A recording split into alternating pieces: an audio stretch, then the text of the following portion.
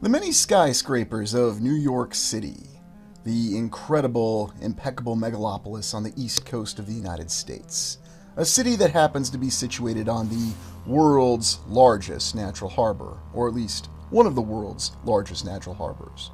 And when we look at it, we see a eclectic mix of modern structures with old world structures, and of course with our great glass and steel towers that reach to the sky. Although I have to say they're certainly not locations I would seek refuge in the event of any sort of natural disaster. What's really the account, though, with New York City? Why is it this impressive megalopolis of 8 million people with 5 distinct boroughs grew up in a very short amount of time? What's its significance for understanding the old world and the principles of the theories with the concept of Tartaria and the civilization that preceded ours? How is it that New York City is a nexus point? Why do we have so many different incredible structures? And everyone who resides in New York City or visits always comes across the sign that you are no doubt entering a true land of liberty. And make no mistakes about it, this is a land of liberty. Join me as we explore New York City, Reset Center 1.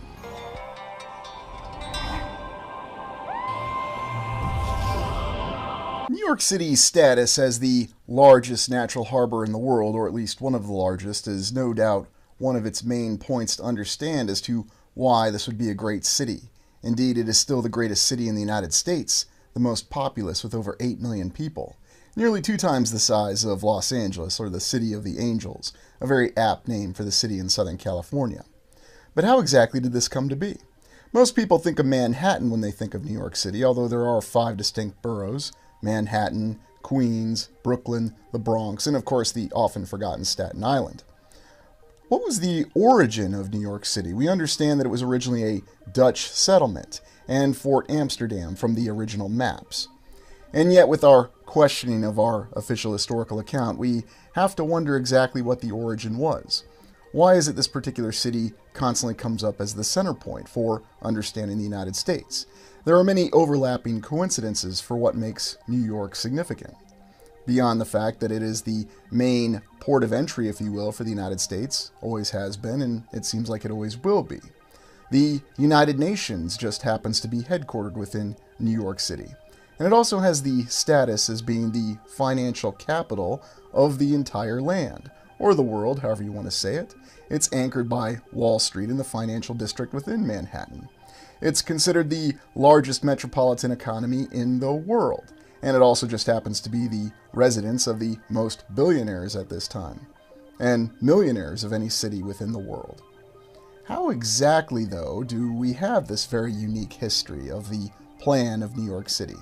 And when we look at many of the early maps, whether it's the original layout map, and how anyone can know that, I always find that fascinating, of the Dutch settlement of Fort Amsterdam in the 1600s, and you may recall there was a TV show with Jamie Lannister himself called New Amsterdam. I can't say it was a very enjoyable one, but that's just my opinion. Looking, though, at these early maps, we have the impression, it seems, that New York City, much like every other city and town across the United States, seems to have had a very definitive plan. And when you look at the early maps, I'm oftentimes surprised by just how densely populated the city seems to have been, especially Manhattan Island itself. Now, is this just because of good urban planning from the very start? Certainly somebody saw that this was one of the world's largest natural harbors, and they knew that the city was going to have a very impeccable history behind it, even in the past. People were looking ahead, they were prescient in a way. Or is there an entirely different explanation for why we have these very elaborate maps that are incredibly detailed and seem to show planning with the density in terms of structures and even an existing infrastructure? Is it possible that New York City and its 5 boroughs were actually remnants or surviving portions of an old world entire city? And it could have in fact been the most intact. Because one of the things that we tend to overlook when we look at our historical account of the United States is, when exactly did we go through all the difficulty of constructing these cities and these towns? Official history tells us that most of the work was done in the 1800s. Virtually every city and town in the United States had the lion's share of the work of establishing its infrastructure. In other words, making a city or town self-sustaining. You need to have water, you need to have food, you need to have a well-developed logistics system. Ah, yes, logistics.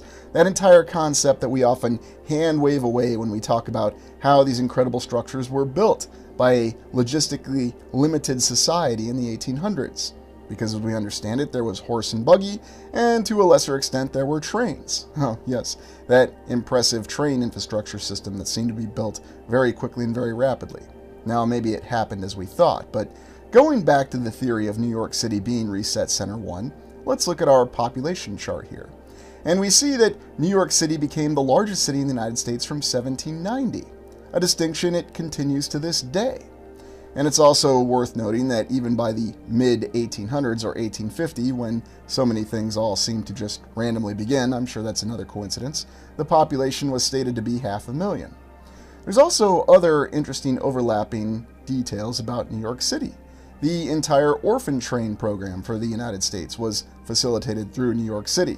Again, the official history says there were just so many orphans running around New York City.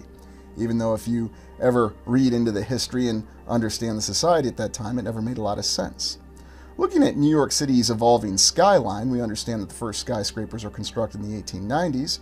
It's also interesting to note that not many structures were really built all the way through the rest of the 20th century.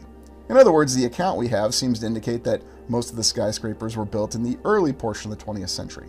And then once we got past the Great Depression, not too many structures were constructed. Yes, a few notable ones were, but it really wasn't until more recent times that we started building all these very impressive pencil skyscrapers. Now, I know it's all a matter of taste, and yes, I certainly don't want to denigrate the design plans of the new modern pencil skyscrapers, and they look so incredible.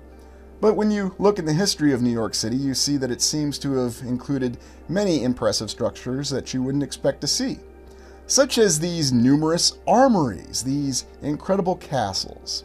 And the reason I find this little detail very fascinating is that these armories have shown up in many cities all across the United States, and yes, they clearly look like castles. And the reason that they're stated to look like castles is because they were defensive fortifications for the militias at the time. And there were many militias that were required in New York City throughout its time frame and existence. But I'm also intrigued by the fact that they managed to build these impressive structures, and many of them do survive to this day.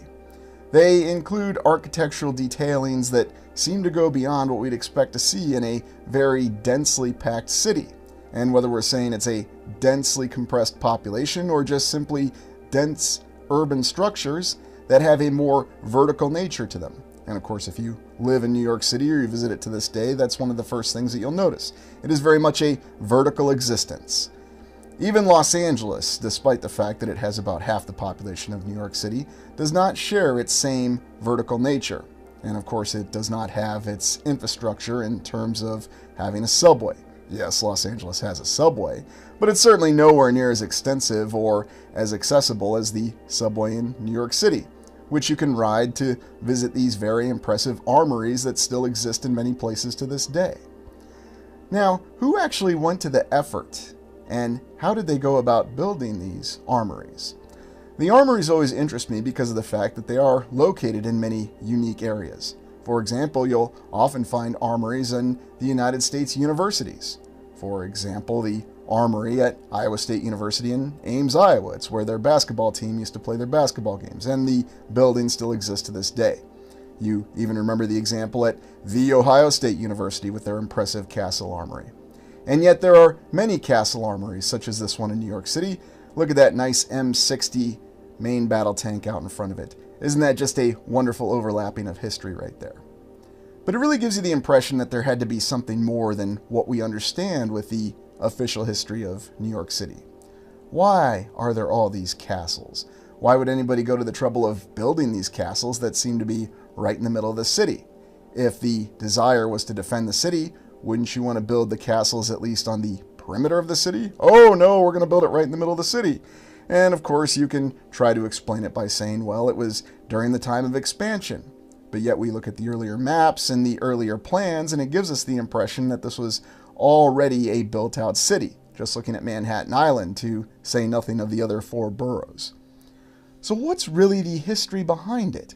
Why is it that we have these impressive towers with these very unique parapets where if one were so inclined, you could film your next Deathstalker movie and show the final duel between Deathstalker and Troxardus, such as on that tower there.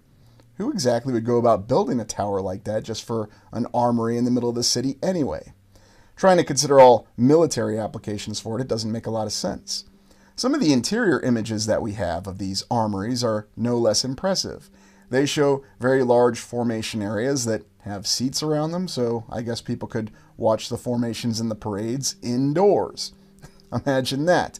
Well, I guess you always have your inclement weather plan available if you're going to do your final pass and review parade, if you are indeed a military formation.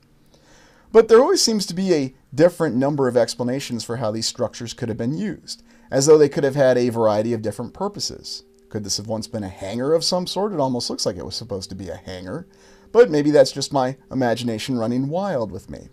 And yet you'll see that same detail that's reflected in many of these armories, as though they were very ubiquitous, all over the city. And I'm just going to come out and say it, I have a theory that perhaps these armories were actually there and older structures that were repurposed to be used by the new force that was occupying the city. And of course, we always have that same terminology, occupy this, occupy that. But if you think about this, whether you want to think of this as an early colonization, I always found it intriguing that the Dutch, despite the fact that they discovered and built the first fort, Fort Amsterdam, just decided to leave what is the greatest or one of the greatest natural harbors in the world. Well, I'm sure there's economic reasons behind it. That's always intriguing when you try to overlay all the economic mentality that comes around New York City to this day. You have the New York Stock Exchange, you have the NASDAQ, and everyone realizes that all the greatest financial transactions of the land occur in New York City. Officially, it's also one of the most international cities in the land, where you have 800 of the 7,000 to 9,000 languages in the land, depending on which sources you consult, spoken in one single city. And so its more international character is something that if you don't live in New York City, you don't interact with every day. And yet it's very much there. Deconflicted with the fact that we have all these armories. And so these details alone give us the impression that there is a lot to this theory that this really was Reset Center 1. That New York City, its entire infrastructure, and whatever name it originally had, and that's certainly not relevant now, were actually a series of surviving structures with the supporting infrastructure from before the last reset. Therefore, it was very, very easy to reestablish a civilization in this area where it was already existing, that already had the infrastructure that was capable of sustaining the population. And when you look at the fact that there were many different orphanages, asylums, all the institutions and structures that were required to support this mentality or this process of conflict, assimilation, indoctrination, the same process that we've seen repeated throughout all of our explorations. For example, look at this particular asylum, this octagonal building with its very impressive dome. How exactly could anyone actually explain or justify constructing a structure as elaborate and detailed as this, just for the sole purpose of being any sort of asylum? And of course, our official history tells us that asylums had a multitude of purposes in the 1800s. Yes, of course, we're well aware of how they were designated for the mentally ill at the time, but when you look at all the reasons, the official reasons for why one could be admitted to an asylum, it varies from everything of spousal difficulties to someone just simply not liking you, or maybe somebody just wants to get you out of the way and they could send you to an asylum. And that's not me being facetious. You can actually look up the reasons for people being committed to asylums, and you'll see that it includes everything. I wonder if there was a reason that said, conduct unbecoming a citizen of the United States. You know, that's kind of the catch-all that they have. And strangely enough, it survives in the parlance of the Uniform Code of Military Justice for the United States military. But looking at this particular octagonal asylum, why would anyone design an asylum with very windy staircases? And it even includes impressive columns.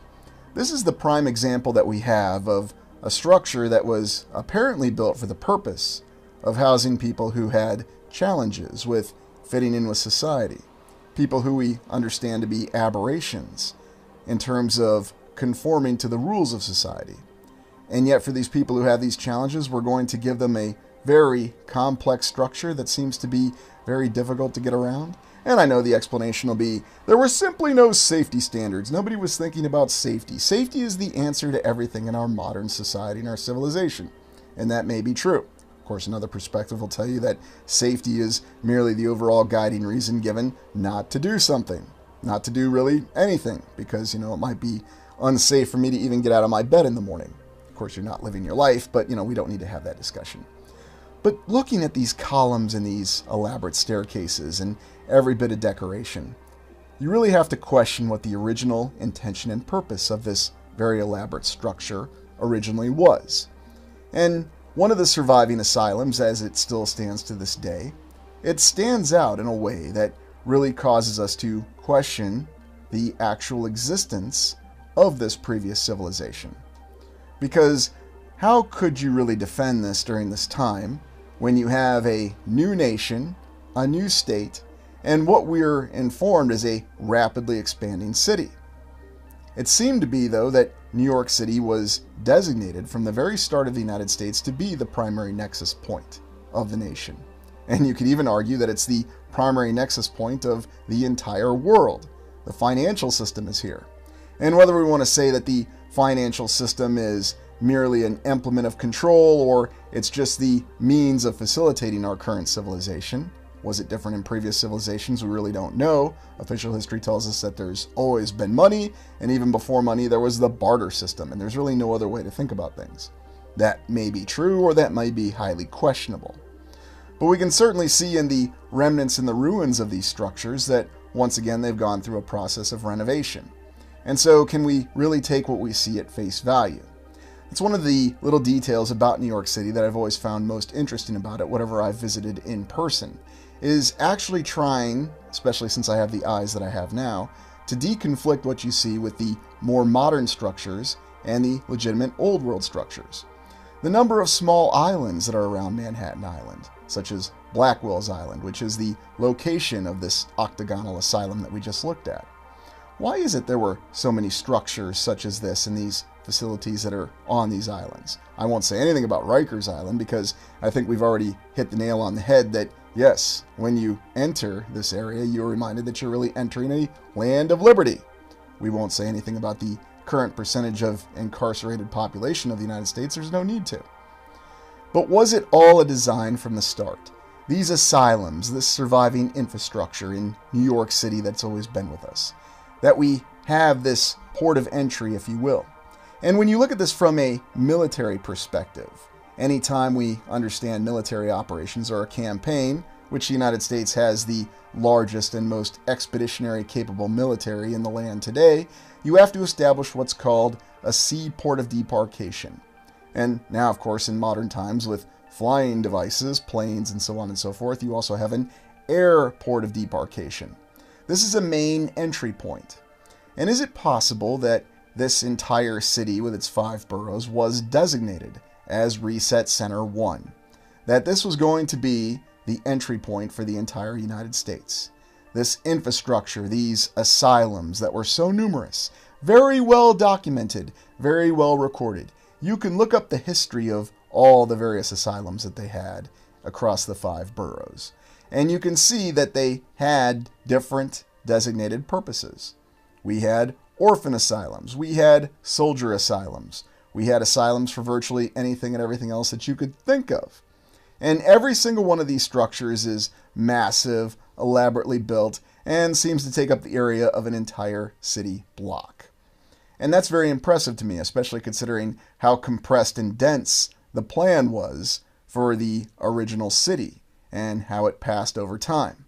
It's always been very densely populated. Of course, if you just go outside of New York City, you'll find that you have open land as far as the eye can see. And it's no coincidence that this particular area is featured and referenced in many times. I think of the movie Failsafe, where the accidental nuclear bombing of Moscow, and then in the plot of the movie, the president doesn't offer up Washington, D.C. to sacrifice, he offers up New York City, because it's the economic powerhouse of the United States. You would think it would be a national capital for a national capital. There's all the images that we have and the references of the entire orphan system, and I think about the orphan trains that originated from the city and its major port. It does make sense from that perspective, and it does support the official history. Yet when you take it along with the immigration coming through New York City, and the fact that all the adults and all the children all started at this nexus point, it supports the theory that this really was Reset Center 1. That the surviving populations, whether they were processed or whatever actually happened after the conflict, were brought in through this area and then facilitated to repopulate other areas where they had found surviving infrastructure, surviving cities. The other interesting thing is just how elaborate the surviving infrastructure of this particular area is. Recall that the population went from 500,000 to 8 million in a very short amount of time. And there's always that incredible story we have of the immense population growth by percentage in the United States. 1,000% from 1800 to 1900. And how were they able to construct all this impressive infrastructure, especially for water treatment? Water treatment facilities are something that we tend to overlook when we do our explorations, and you'll find no shortage of them across the 5 boroughs that show a very elaborate and old-world construction style behind them. And when I look at these many water treatment facilities across the area, I'm reminded of where we've seen them in other locations, such as the very impressive water towers of St. Louis that endure to this day. Ah yes, our finest masonry construction that was available in the 1800s. And you can see the detailing within this, these mixtures of blocks and bricks and unique coloring, and the fact that these structures all survive to this day. There's even the engineering achievement of the Croton Aqueduct. Ah yes, aqueducts. Something else that we got from the Romans. I always found it fascinating too that the Romans never actually went through any sort of industrial revolution, according to the official history, that they just had manual labor, and that's the answer for everything. Much like in the same way that we managed to pull off constructing all these impressive infrastructure establishments across not just New York, but the entire United States, was all done because we seemed to have infinite pools of labor. And it was easier because there were no safety standards. Now, of course, if you take the no safety standards to the opposite end of the spectrum, you realize that when you suddenly have a bunch of accidents in a particular work area and people are dying like flies, then no one's really going to want to work in that particular work area. It's going to have a reputation. The images that we have, though, paint an entirely different picture of this establishment of the infrastructure below the 5 boroughs. How exactly did they build this entire water system, or this water purification system, from scratch? We're informed officially that having resources is something that we still struggle with to this day, even with all of our modern technology, our excavation systems, and of course the advent of the computer.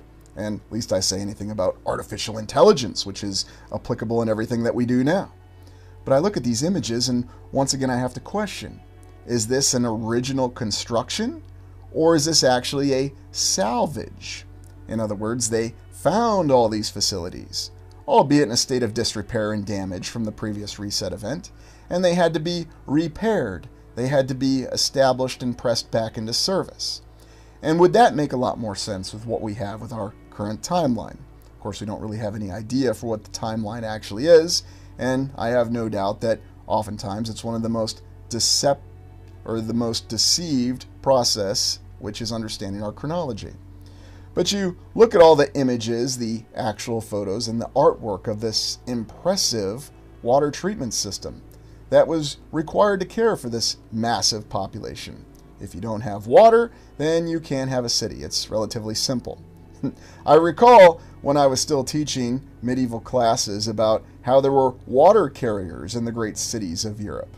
And I always found that very difficult to believe, even back then. Why would anybody lay out a city where you actually have to carry water miles just to provide people with water? It didn't really make a lot of sense. It's always very interesting to see these elaborate stones, these building blocks of these structures that are part of the water treatment system. Why would anybody go to the effort or the trouble of making this decorative at that point in time? You would expect these buildings to be as functional as possible, and yet certainly our modern buildings look a lot more functional than this does.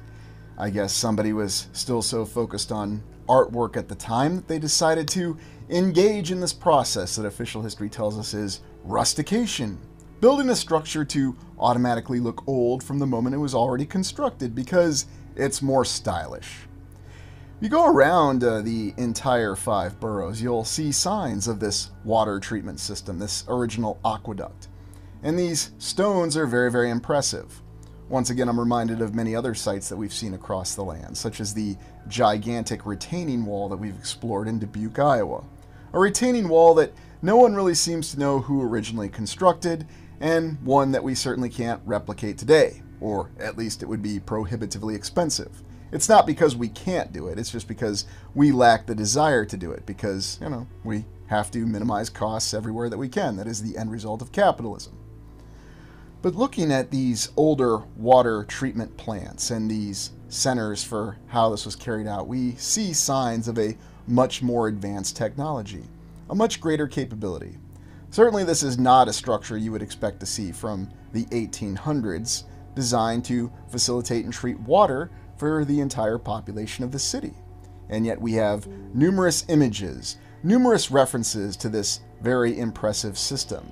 And of course all we have for the design is just, once again, a single perspective design. Now, it's not to say that there aren't other examples of it, potentially hiding in someone's basement or maybe even in someone's toilet, much like Urbano Monte's world map that was found in a toilet, because, where else would you find such things? But how exactly do you reconcile this capability of even constructing a structure like this? Something that doesn't really look like any sort of water treatment facility, but something that others might reference as a temple or a tomb, especially when we're talking about older civilizations, because every single structure for older civilizations seems to be labeled a temple or a tomb.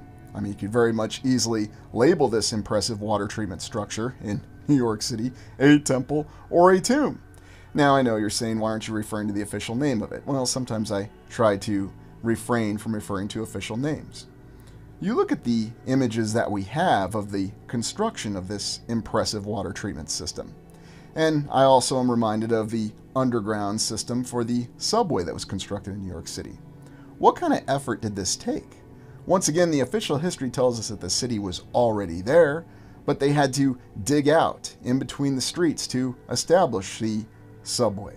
And no doubt in this image you see that they had to dig out and lay these gigantic pipes, these incredible systems with tremendous diameter to where you could fit several individuals shoulder to shoulder for this photo. How difficult would that have really been? And why isn't anybody doing that to this day? For that matter, why aren't we building water treatment structures like this today? Well, of course the answer will be it's not practicable. There's no real reason to do it. Why do we need to decorate it? And why do we want to bother making rusticated stone so it already looks old once we've constructed it? We can just easily build a very effective water treatment facility and not make it a castle-like structure. It only makes sense. It's very well documented that people might have had some strange pursuits in the past, and they might have put a little too much emphasis on artistry. Therefore, there's no need for any sort of creative structural designs to this day. But when you recall looking at our explorations of Niagara Falls and the surrounding area, we see the same thing. Think about what this effort really took. All of this dirt had to be excavated and removed. And every single one of these blocks or bricks or whatever the original construction materials were had to be placed in a very precise manner. There's also the fact that every single one of these details that we see are surviving to this day. In other words, this impressive infrastructure was built to last. Certainly not something that we have attributed to our current civilization. Now, maybe you think that container revival style is going to last a long time, and you know what, I could probably make the argument that yes, it will. If you buy a container revival style house, it's going to last longer than your modern siding houses that you'll see in the numerous subdivisions. Yes, the subdivisions, the only thing that we seem to construct to these days, but that's because it's more economically viable. Think about this particular image, for example. What kind of effort actually went into digging this out? And how was it done in the distant past? Where did all these materials come from, and how are they brought in, overcoming the logistical challenges? Or is it more possible that all of this had already been established by a previous civilization, and it simply needed to be cleaned up and repurposed? I always found this diagram very intriguing of an aqueduct from the times of Rome, yet somehow it looks a little bit more advanced and almost seems to be indicating an entirely different design. I know it's just a drawing and anybody could do a drawing, but something about it does seem to be a little bit more advanced and a little bit more impressive than we'd expect of what the Roman capabilities were at the time. And remember, the Romans never actually went through an industrial revolution of any sort, but they did somehow manage to contrive a concrete that is vastly superior to any of the concretes or cements that we officially have available to this day, or even in the recent past. The Reservoir of Manhattan, the waterworks. And here in this image from the very early 1800s, you can see that apparently we had the inclination to impose artistic stylings on our waterworks because, well, why wouldn't you build a great statue of Poseidon?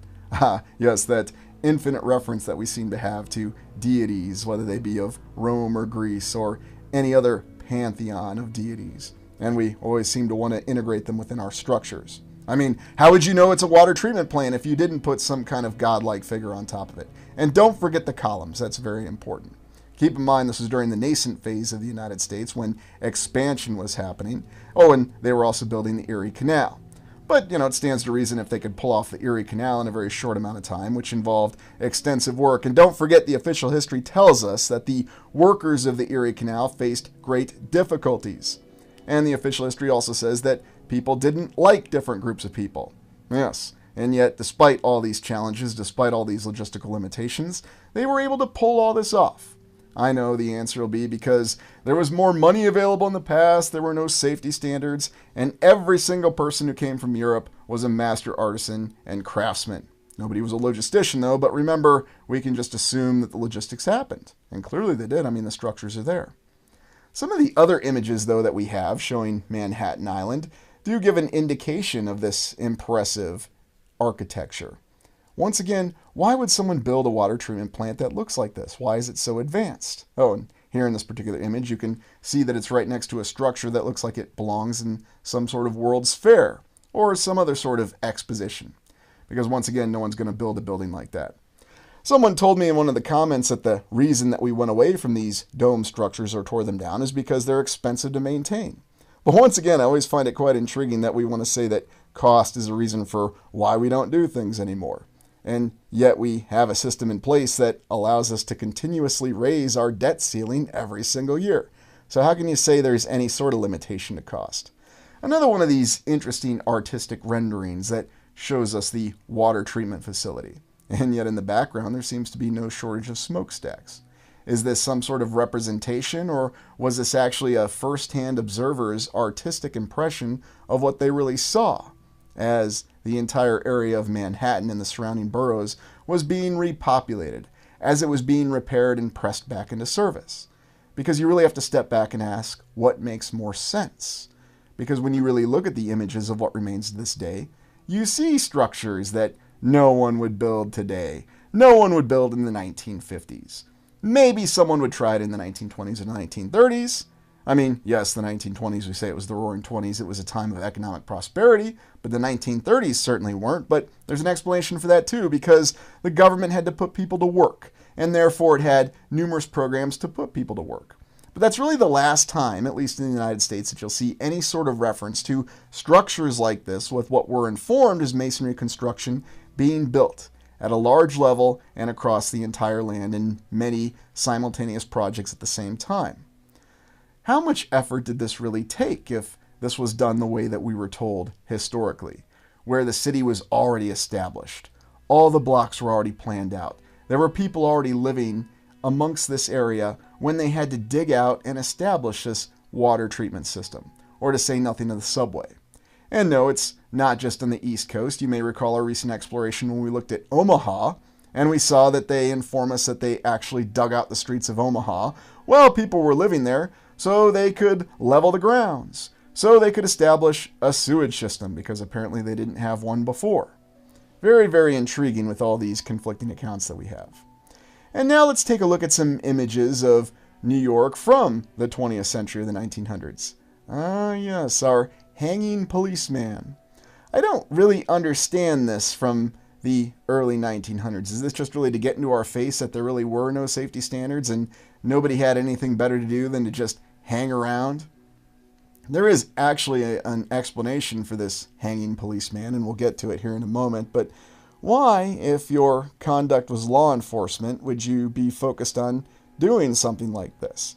Or was, it just kind of the concept of parlor tricks for the early 20th century and to get attention? Also, something else to think about. Here is a colorized version of that photograph. And I want you to really think about this. If a photo has color added later, or if it's altered in some way, is it still an original photograph? Is it still the original depiction of what actually happened?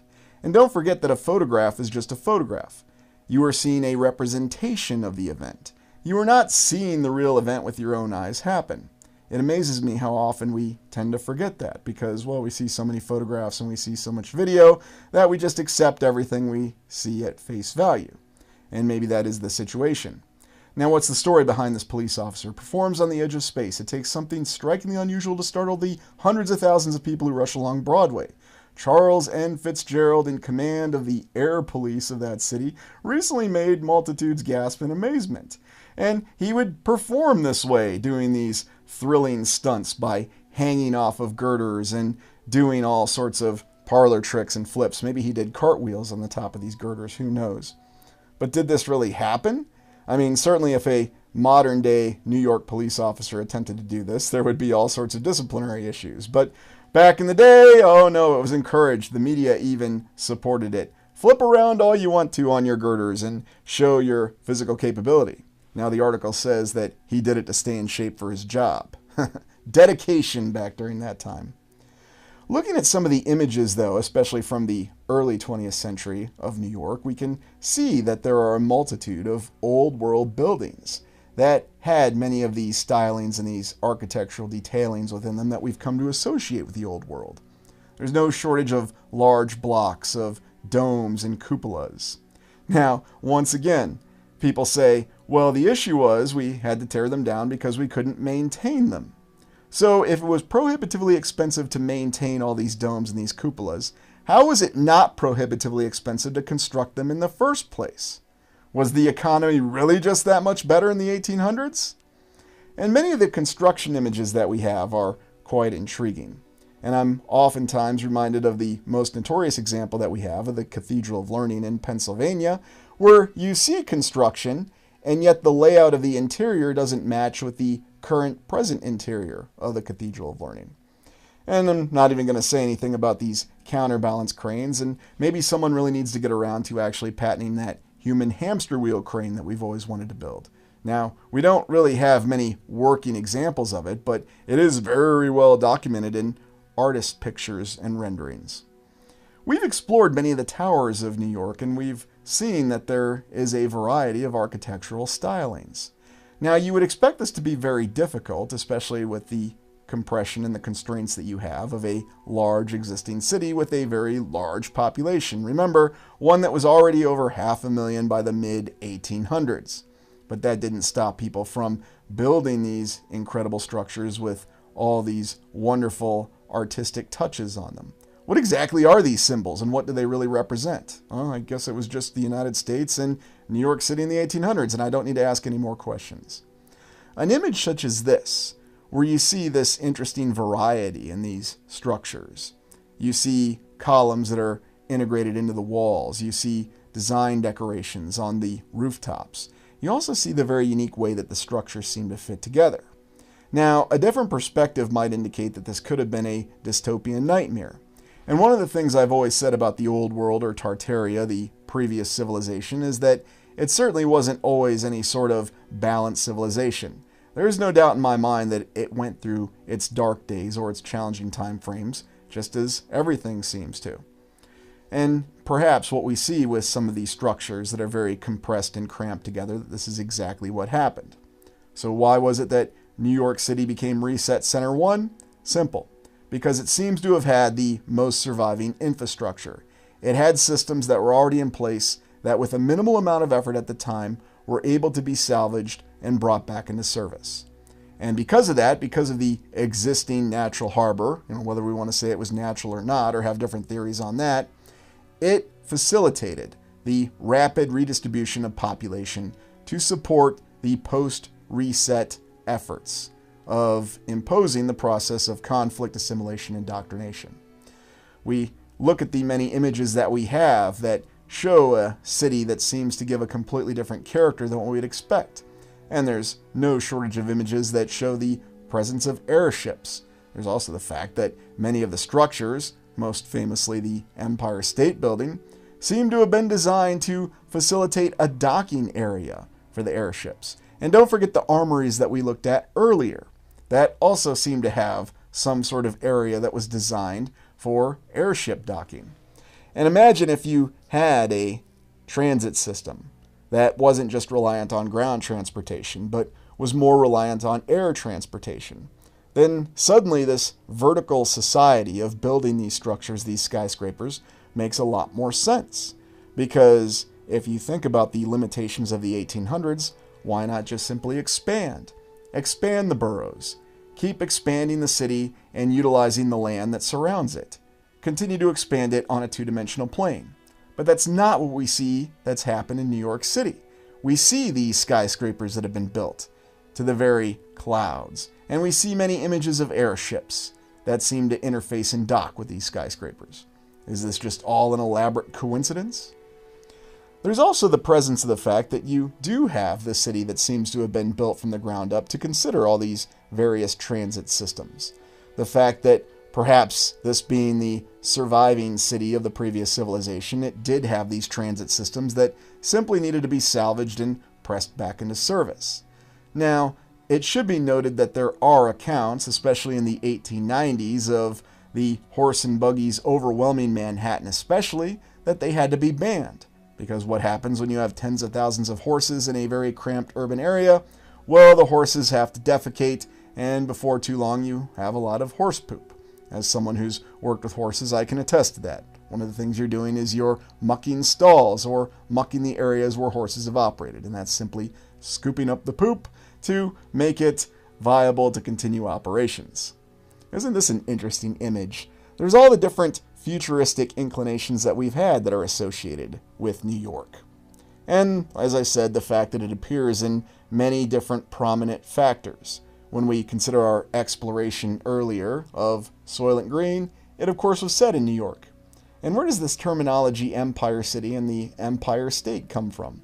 Were they originally intending New York to be some sort of new empire? Or is it some sort of reference that merely survived in the vernacular at the time? Hard to say. Yes, I know we have our official historical account because somehow we always seem to know the exact origin of every sobriquet that we use, whether it's for a city or a person. And here you can see it in this image, all these horses and buggies that were operational at that time. You know, of course, now if you're going to use a horse and buggy in New York, it's considered a novelty, or it's something that you can see and enjoy in The Muppets Take Manhattan. But looking at some of the older images, you again have the impression of more advanced architecture. You see elements of someone who had the capability to lay out structures in different formats, with what we're informed are different architectural stylings. Once again, I'm amazed at all the different architectural movements that we had from the 1800s to the early 1900s, and that just seemed to all go away. And who knows, maybe there actually is a mainstream explanation that makes total sense. It's the same reason for why we don't do original intellectual properties in our entertainment today. It's just easier to do what's already been done before, and really that's all anybody wants to see. So, we've got to give people what they want. Why try anything new or establish any sort of originality? Some of these victory arches are always very intriguing, and when you look at some of the varied images, it's amazing to think that New York appears in many different identifications. In some images, it appears as though it's some kind of futuristic science fiction city. In others, it seems to be some sort of amalgamation, a combination of an older city and yet with many newer structures. Even to this day, if you walk the skyscrapers or you get down on ground zero and walk around and look at all the old world structures, you might play a little game with yourself to try to identify when the structure was originally constructed. And then, of course, actually trying to determine when all the renovations were done on each of these structures. The harbor, though, seems to be the main answer. And let's also not forget that there's a lot of points of interest that are in very close geographical proximity to the Great Harbor of New York. For example, Coney Island, which we explored and has its own reputation of being the display of the incubator babies. Again, another coincidence. The fact that the orphan trains were facilitated through New York City. And, of course, the official history says that's because of the society at that time. There were a lot of people who were having children out of wedlock, and that's why there were so many orphans at that time. At least that's what we understand it to be. But looking at structures such as this, with the cupola and the domes, and even on smaller structures, you have to really consider the effort that had to go into this construction. And how exactly would one really go about deconflicting all this with the other structures? We have numerous accounts of buildings that only lasted for a few years, and yet they were very elaborate structures, certainly not buildings that we'd build to this day, such as the Gelander building that didn't really last that long and was quickly torn down and replaced by many other buildings. Now, these are just the named buildings that we're aware of. How many structures do we really have in New York that we don't actually keep tabs on or don't really have a historical account to them? Yes, I know there are people out there that'll tell you there's everything in public records, nothing's ever lost in public records, even though there's incessant examples of many things being lost or missing from public records. But sure, we can put our faith in public records. I'm just asking, how many structures do we really have that we don't have the official history behind? Now, yes, I know there'll be explanations behind it. The records were lost in a fire, somebody flushed them down the toilet, they were ripped up during a mouse chase, and we just don't have them anymore. But I think the most interesting thing about this city is looking at the ways in which it's changed, but also comparing that with the ways that it's stayed the same. Because how many flat iron structures are there across the land? What other cities have we seen this particular structure style that we thought was only unique to New York City? But where else has it appeared? I'll give you a hint, there's a very prominent southern city where this exact same structure appears. But maybe that was just the structure that we wanted to go with at that time. Or maybe, just maybe, it's a surviving example of a civilization that made maximum use and had the capability to do so of the land that they were constructing the buildings on. Why do we have so many images that show the trolley in a completely different infrastructure and transit capability? Because it's not just about moving people, it's also about moving materials. And if you really think about it, you have to have a much more extensive transit capability, one that involves land, sea, and air, if you're really going to pull off something like this compressed urban area. There's also the mentality that comes around with it. For example, looking at this particular structure, and once again we have a little dome with a cupola on top of it. Why would anybody ever bother with that in the official history? Why would anybody go to that effort to do that? And I'm also amazed by some of the images that we see that show more advanced trains and trolleys than we'd expect to see.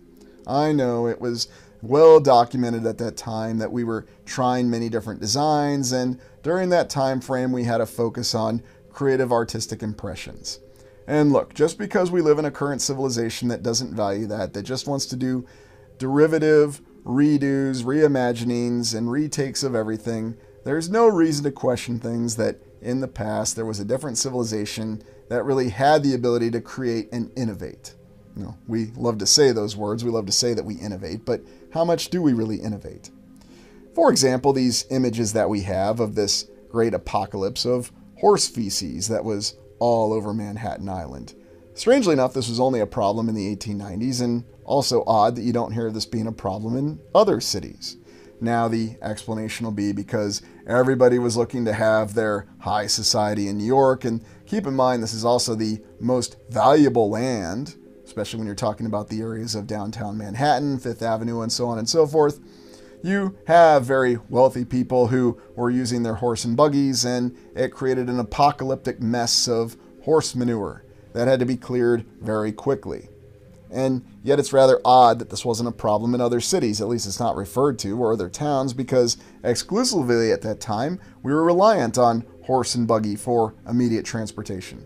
It's not like you could jump on the train and it would take you all the way back to your house, or take you from the opera houses or Broadway that everybody was going to at that time and going back to your residence or your flat, which, by the way, was also in another built-up structure. How exactly did they clear up this problem? And I think of the many TED Talks that we have that talked about this environmental disaster, and yet it only seemed to occur in one particular area. So what to make of it? It's very difficult. Ah, yes, the World Building in New York. One of my favorite old world structures. A skyscraper that actually had a dome, almost looking like it's from a state capitol, built on top of it. It even has a pediment. And once again, I'm asking the question, why don't we build like this anymore? Why don't we go to the effort to build skyscrapers that have this kind of artistic impression in them? Do we just lack the capability? Why wouldn't we want to do this? It's too expensive to maintain the dome, but it's certainly not too expensive to continue to support regional wars anywhere and everywhere that they happen. And it's most certainly not too expensive to continuously raise the debt ceiling every single year. So I'm really not buying the argument that we just don't have the financial capability to do this. And remember, New York City is the home of the most billionaires and millionaires in the land. So really, how do we not have the money to do these things? Well, you know what they say. Money can allow you to do anything just so long as you're supposed to do it. Now, looking at some of these other images, you can see again the impressive buildings in the background and the variations of construction. And it really gives us the overall hint that we're actually looking at different eras from a past civilization. That's what I believe that we see when we look at the genuine old world structures of New York, and that's what makes it so incredibly interesting. Now we can accept the fact that our mainstream history tells us that we managed to pull off all these incredible feats, and that during the 1800s we could really achieve anything. We could build a nation where there had been no nation. We could build cities and courthouses and state capitals all in a short amount of time. We could build an entire infrastructure where none had existed.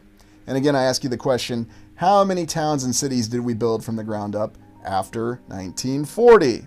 Does it compare with the number of towns and cities that we built from the ground up in the 1800s? Just looking at the United States. Yes, I know, the European example is a little bit more difficult because there is a longer written history.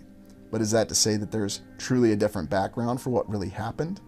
Looking at some of these impressive structures, though, you get the idea of grand palaces and grand forums, something that if we were looking at an ancient civilization, we'd be told these are all tombs and temples. This is not a transit station. This is a municipal building. Ah, yes, and one of my favorite Art Deco buildings in the background there. And in our explorations of New York City, we've seen that there are some of the most interesting and unique, varied architectural examples. And there's always that competition that was going on between Chicago and New York at that time. Ah, yes, the lovely Federal Hall and the lovely New York Stock Exchange and all the other intricate buildings that, once again, don't seem to reflect a very what we'd think of as American nature with a lot of these structures. For some reason, I'm almost thinking that we're looking at some remnant of Rome here. Why is it we always have these pediments and these columns? Well, because everybody wants to be like Rome. Rome was just incredibly cool in so many different ways, shapes, and forms. And that's why you had structures like this. How exactly was this originally constructed and laid out? What techniques were used to really achieve all of this? Oh, look. Yes, it's the location where Solidus Snake finally died after he fell off the top. But every single time I look at these different structures, especially the unique rooftops and the different walls and supporting beams, and every single decoration that somebody went to the effort of putting on them, you have to really ask the question, how much time and effort would it have really taken?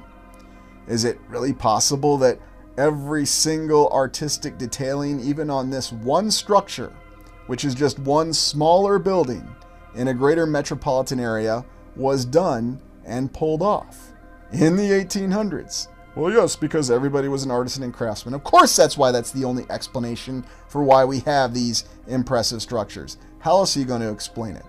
How else are you going to say that, yes, it was because there were people who were just such hard workers and there were no safety standards? That's exactly how this was done. And it's intriguing that that's the explanation for everything. It's also the explanation for how Rome was able to achieve its architectural incredible monstrosities, or however you want to phrase them, because they had infinite labor and they had no safety standards. And if you just have labor, you can take care of everything. Well, of course. And apparently when you have forced labor, you don't have to feed it. You don't have to provide it water. You don't have to care for it, do you? The other thing that we often overlook are the incredible port facilities. The port facilities that, once again, seem to be very well constructed and have something a little bit more complicated than what we'd expect to see at that time. You would expect to see perhaps some very large and extensive two-dimensional wooden structures.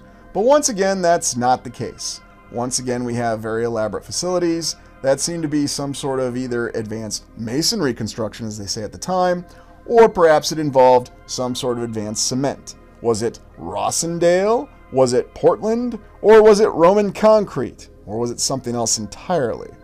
I'm always amazed by the fact of how much we take things at face value. And looking at even the nature of the very streets itself, the cobblestone streets or the brick streets, and that's the ones that were covered in horse feces that had to be cleared, or were the victim of many blizzards during the odd weather events that seemed to occur in the 1800s. So really we've had everything here that's transpired in these 5 boroughs in Manhattan Island. So overall, what are your thoughts on New York City being reset Center 1? Is it possible that this in fact was the surviving infrastructure along with the supporting system, and that's why we have all of these impressive structures? Why this was purposed with the current civilization to be the main nexus point? And you can even make the argument that this particular area continues to survive as the main nexus point for this current civilization. The United Nations is headquartered in this area. We have so many different civilizations and societies that overlap in this particular area. And whether that's going with the alternative theory of there being other civilizations in the more immediate past that we're not aware of, or just simply the existence of different societies that we can see by the different spoken languages. Over 800 official languages that are spoken within the city. And if you travel it today, you will certainly see that's the case. There are many different cultures that are represented here. And was that always by design? Was this always supposed to be the area that we have our main facilitation point, our seaport of debarkation, our main point for resetting an entire civilization, for facilitating the process of conflict, assimilation, indoctrination? All the immigrants to the United States came through New York City. All of the orphans originated in New York City, or they were brought there. There's also so many different examples of the impressive architecture of the past.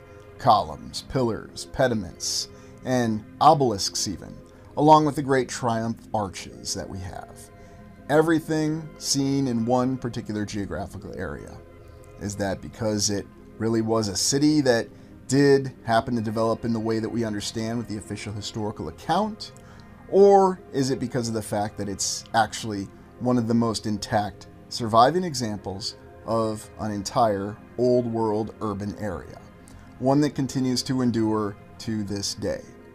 And whether you're looking at the older images of New York or you're actually just walking through the streets present day, I suggest that you take a look and pay attention to all the different symbols, all the different representations that you see, and really try to understand, try to deconflict your understanding, especially your official historical understanding, of the development of this impressive city over time, and even the very identity of the United States itself. Do the symbols that you see, do the representation that you see in each of these structures actually reflect what your understanding is? And also understand the fact that here in the 21st century, we've seen the development and the establishment of these great pencil skyscrapers, something that from a distance tends to draw your attention. And if you think about that, is that another means of obscuring or hiding what remains of the old world in plain sight? Because our eyes will always be drawn to the shiny skyscrapers. And even though when we actually pay attention to the detail, they don't possess the detail that are in the old world structures. They don't have all the incredible artistic renderings that we have. The faces, the designs, the leaf motifs, and all the other symbols that we don't seem to know exactly what they stand for, that are present in every single structure that are across the land, and every single legitimate old world structure that still exists in the great city to this day. Why don't we build flat iron buildings anymore? Well, we just don't have the desire to do it. But as always, I leave it to you. Let me know in the comments. What do you think? Did this city develop just as we're told it did historically? Or does this theory of this area being reset center 1 actually hold weight? And if you live in the city, I suggest you walk around and pay attention to where you still see the examples of surviving old world architecture. You might be surprised to know that it is a lot more prominent and a lot more present than you like to believe, once you look past the beautiful, shiny skyscrapers and the newer ones that we've been establishing. Well, thank you for joining me. Please like, comment, and subscribe.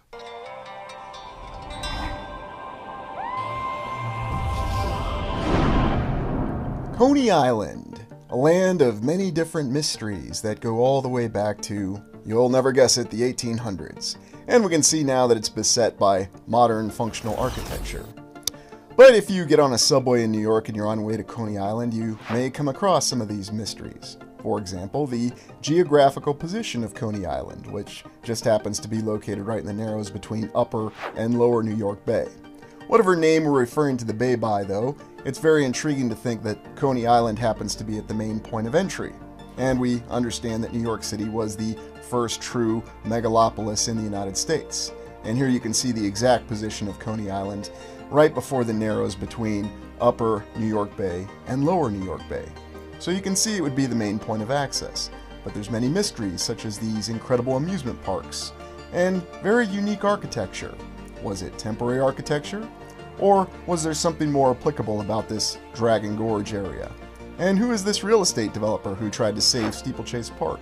And is this actually a Stargate, a power generator, or something else? And we also had an incubator baby exhibit at Coney Island, one of the most famous ones. So all these different mysteries in this land of where a reset seems to have occurred, which could have been one of the significant starting points, as we have New York City as the first main population center in the United States. Join me as we explore these mysteries of Coney Island, the old world playground.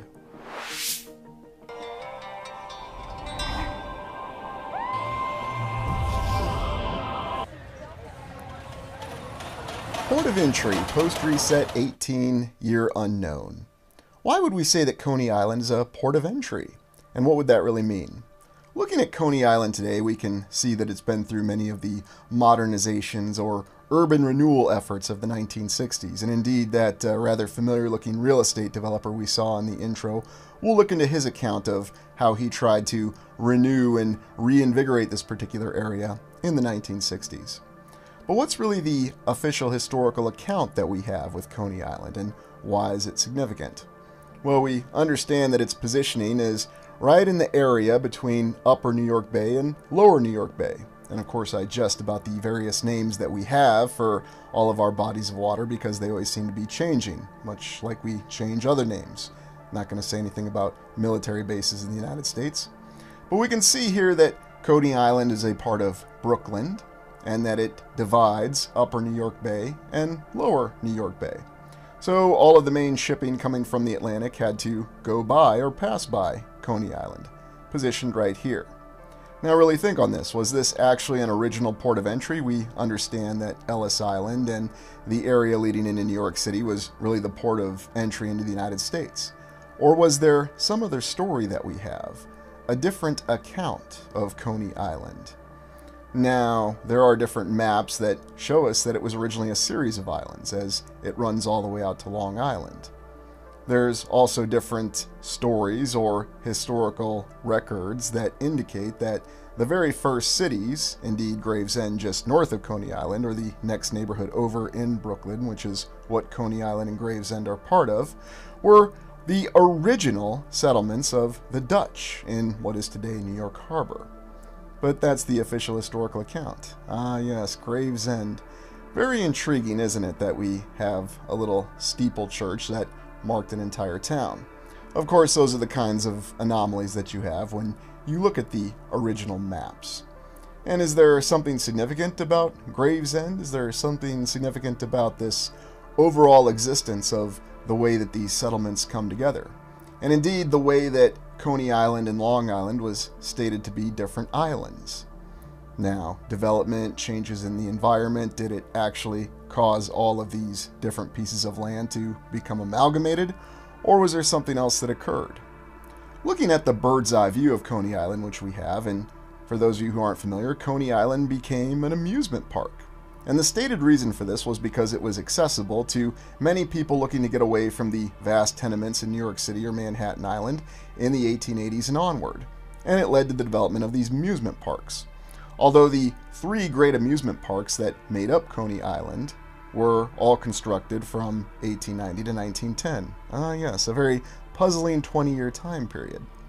And looking at the bird's eye view, we can see here, zooming in on Steeplechase Park, which was one of the main parks, we see the very puzzling architecture and also some of the fun rides. Now, were these really roller coasters, or could they have represented something else? Perhaps a larger apparatus, thinking outside the box a little bit. Looking at Luna Park, we see that it has a large tower in the middle of it, the second of the great parks. And interestingly enough, as we look at these parks, we see that they seem to become even greater in grandeur as we go to Dreamland. What a very fitting name for an amusement park that has a large 300-foot tower in the middle of it. Well, I guess back during those times, you needed a large 300-foot tower to complete your amusement park experience. Now, officially, the racetrack being present, and this was horse racing, make no mistakes about it, as this was 1890 to 1910, was very critical for bringing people into the area. And then when they banned horse racing, well, that's what caused horse racing to move to Kentucky, so the official story goes. We also have another well-developed neighborhood here in Coney Island. And looking at the array of images and postcards that we have, we see the entire concept of amusement being played out. Now, let's think about this. Amusement, an active pursuit.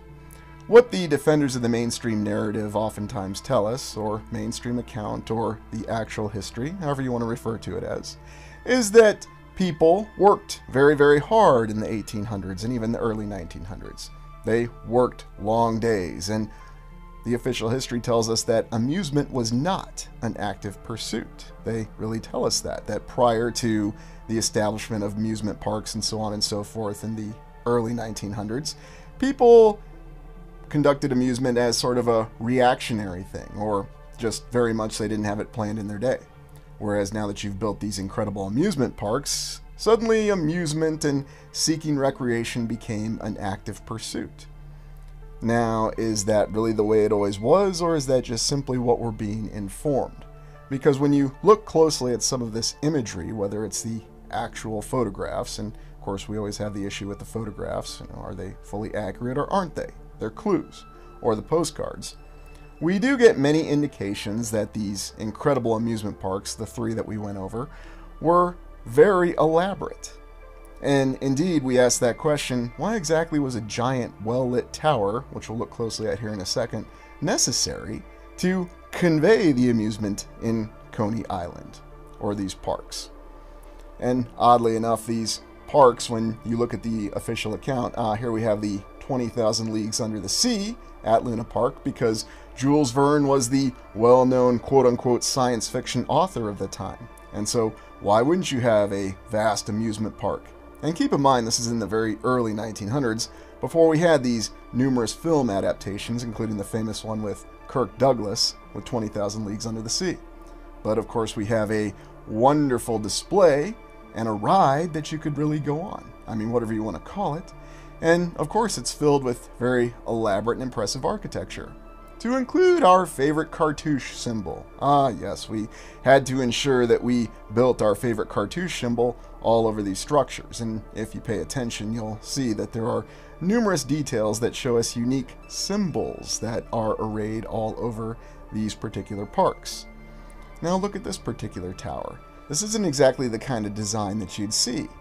Now, I understand that people will say or think that perhaps these structures were made out of very cheap or temporary material, as amusement parks tend to be. And there are some indications of that when we look at the images. But there are other indications that show us that these were constructed out of more permanent materials, or something that was designed to last. Now, you may be asking, what exactly happened to Coney Island? And I'm sure you'll never guess it because, it's a story or a historical record that we've never come across before. Destruction by either natural disaster or fire. I'm sure you can guess where the story is already going. But before we get to that, really look at some of these structures and appreciate the detailing that went into them. And let's be considerate here. Let's just suppose that these structures really are all made out of temporary material, whether we want to call it stucco, plaster, or staff, the variations that we have. I'm always interested in the fact that we have wonderfully designated temporary materials. It's interesting to me that even with temporary materials, we were able to construct and put this kind of effort into this sort of detailing, as though we had to make the park incredibly beautiful. And yet our amusement parks to this day certainly don't match this in any way, shape, or form. Now, is that to say that necessarily proves anything? No. We can certainly go with the understood historical comprehension of what the society was like at this time, that yes, people did work harder, and yes, they did put more artistic effort into their constructions. But keep in mind, where exactly does that inspiration come from if these people really are working all the time? And indeed, that's the understanding that we have, is that recreation, amusement, was not an active pursuit in the 1800s. It was something that developed later. But the issue is, if the mind is never allowed to be idle, then you're never allowed to inspire. And are we really looking at an apparatus of lost technology? Is that really what these amusement parks are? The location and the position of Coney Island is no coincidence. And keep in mind that New York, considered to be the greatest natural harbor in the world, you could understand why this could be a large port of entry. Were these structures built out of temporary appearing materials? Or were these structures already there? Or is there some other explanation? And you can see that there was a grand procession of many great activities and displays, spectacles that accompanied these incredible structures. And you can see why Coney Island was referred to as the amusement park of the world, or as we're referring to it in this particular exploration, the playground of the old world. And that was the actual sobriquet of it, playground of the world. Ah, yes, this incredible globe tower. Apparently an architect in the very early 1900s had this concept to build this very impressive and unique edifice, a vertical display of an amusement park, if you will. But not just a display, a practical application. A globe tower that was actually an amusement park in and of itself. Now again, the official history tells us that this impressive structure was never completed. But if this was beyond the means at the time, then why would anybody come up with this particular design? And looking more closely, you can just see how elaborate and exquisite this impressive edifice was, even in concept. This is something from a science fiction movie.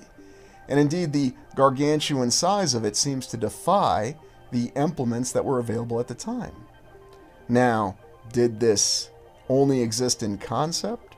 Or is it possible that this was also another remaining structure that was at Coney Island that was torn down over time? Well, of course, people say that's merely the realm of speculation and a wild imagination. Maybe so.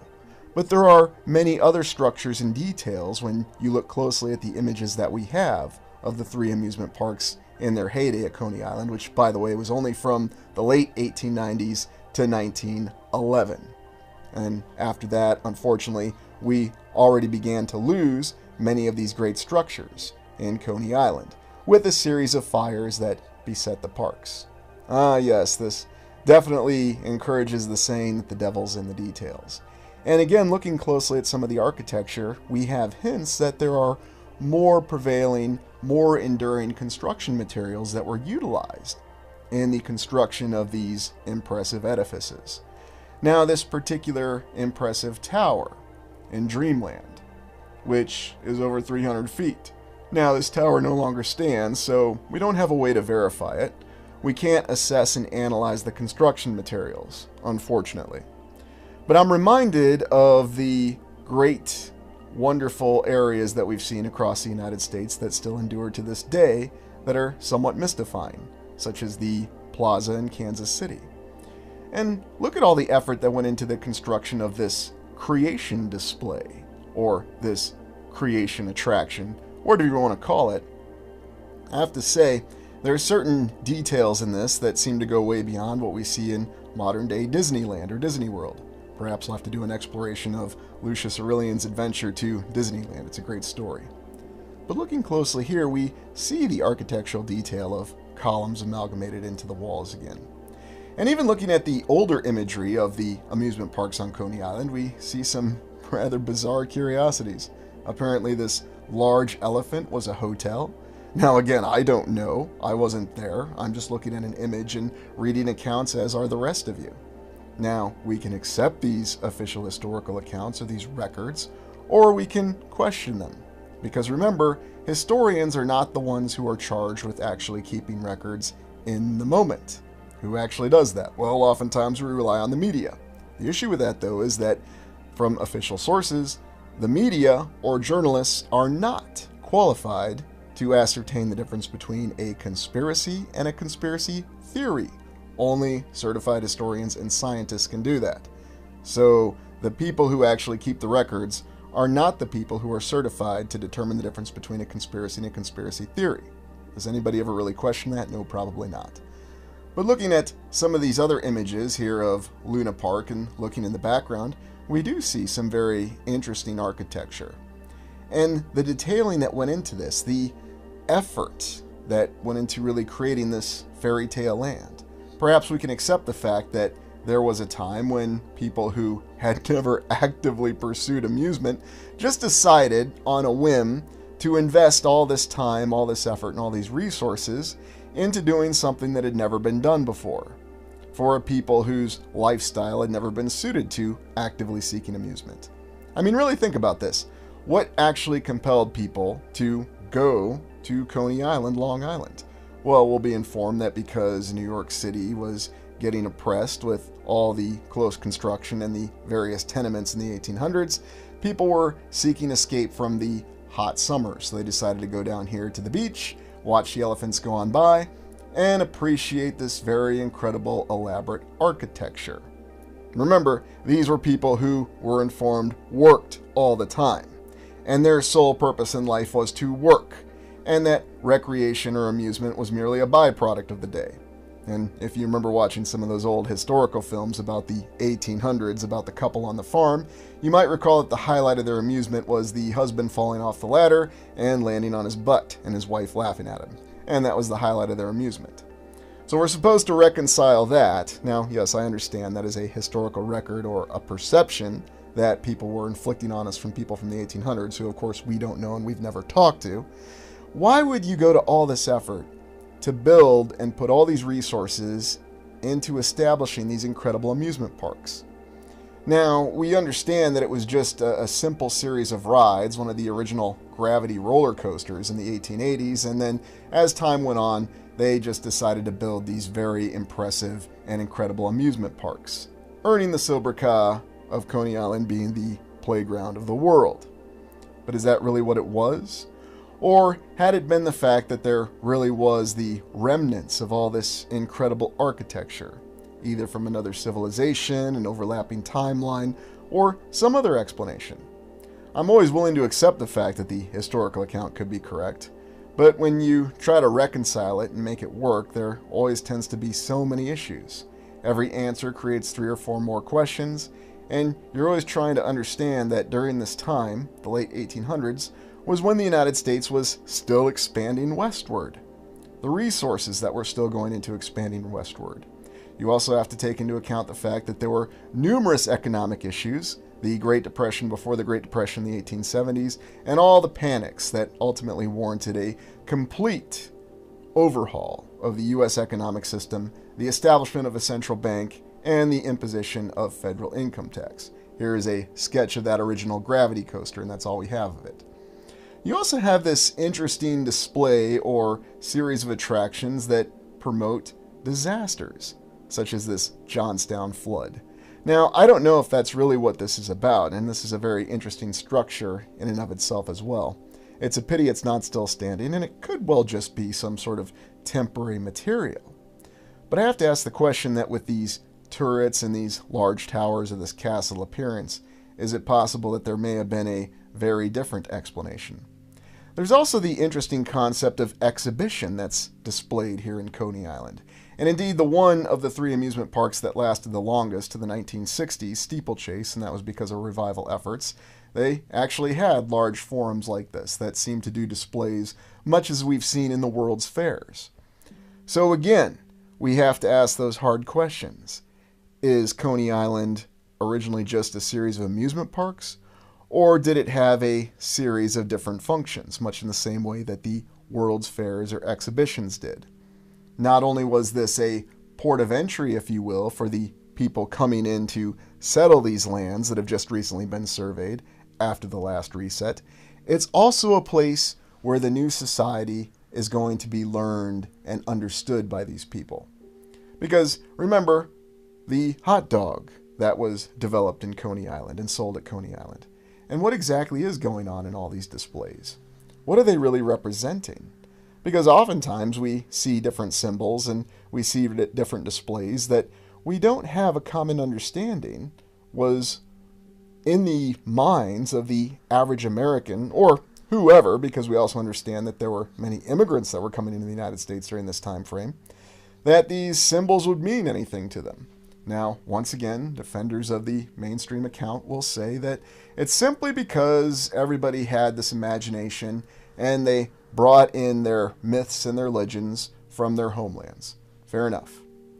But if that's really what happened, why is it we have all this reference to a time frame from the distant past? These pantheon of deities that we see were certainly not, as we understand it, in the mainstream religious collective in the 1800s. I mean, we didn't have some sort of movement to go back to the pagan deities of the Roman or Greek times, did we?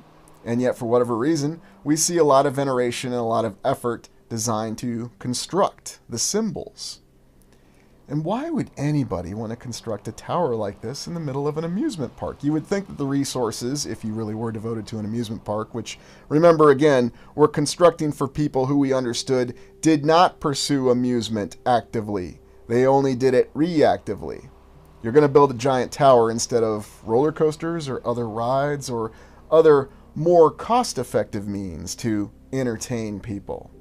I mean, I thought this was the United States, and we've always been about the pursuit of capitalism, building businesses, and making money. Now, whether we acquire that through people visiting our attractions or deriving the money from the land, the pursuit has always been to make money. But much like the World's Fairs, we understand that there seemed to be a lot of money that was invested in a concept that had not been proven.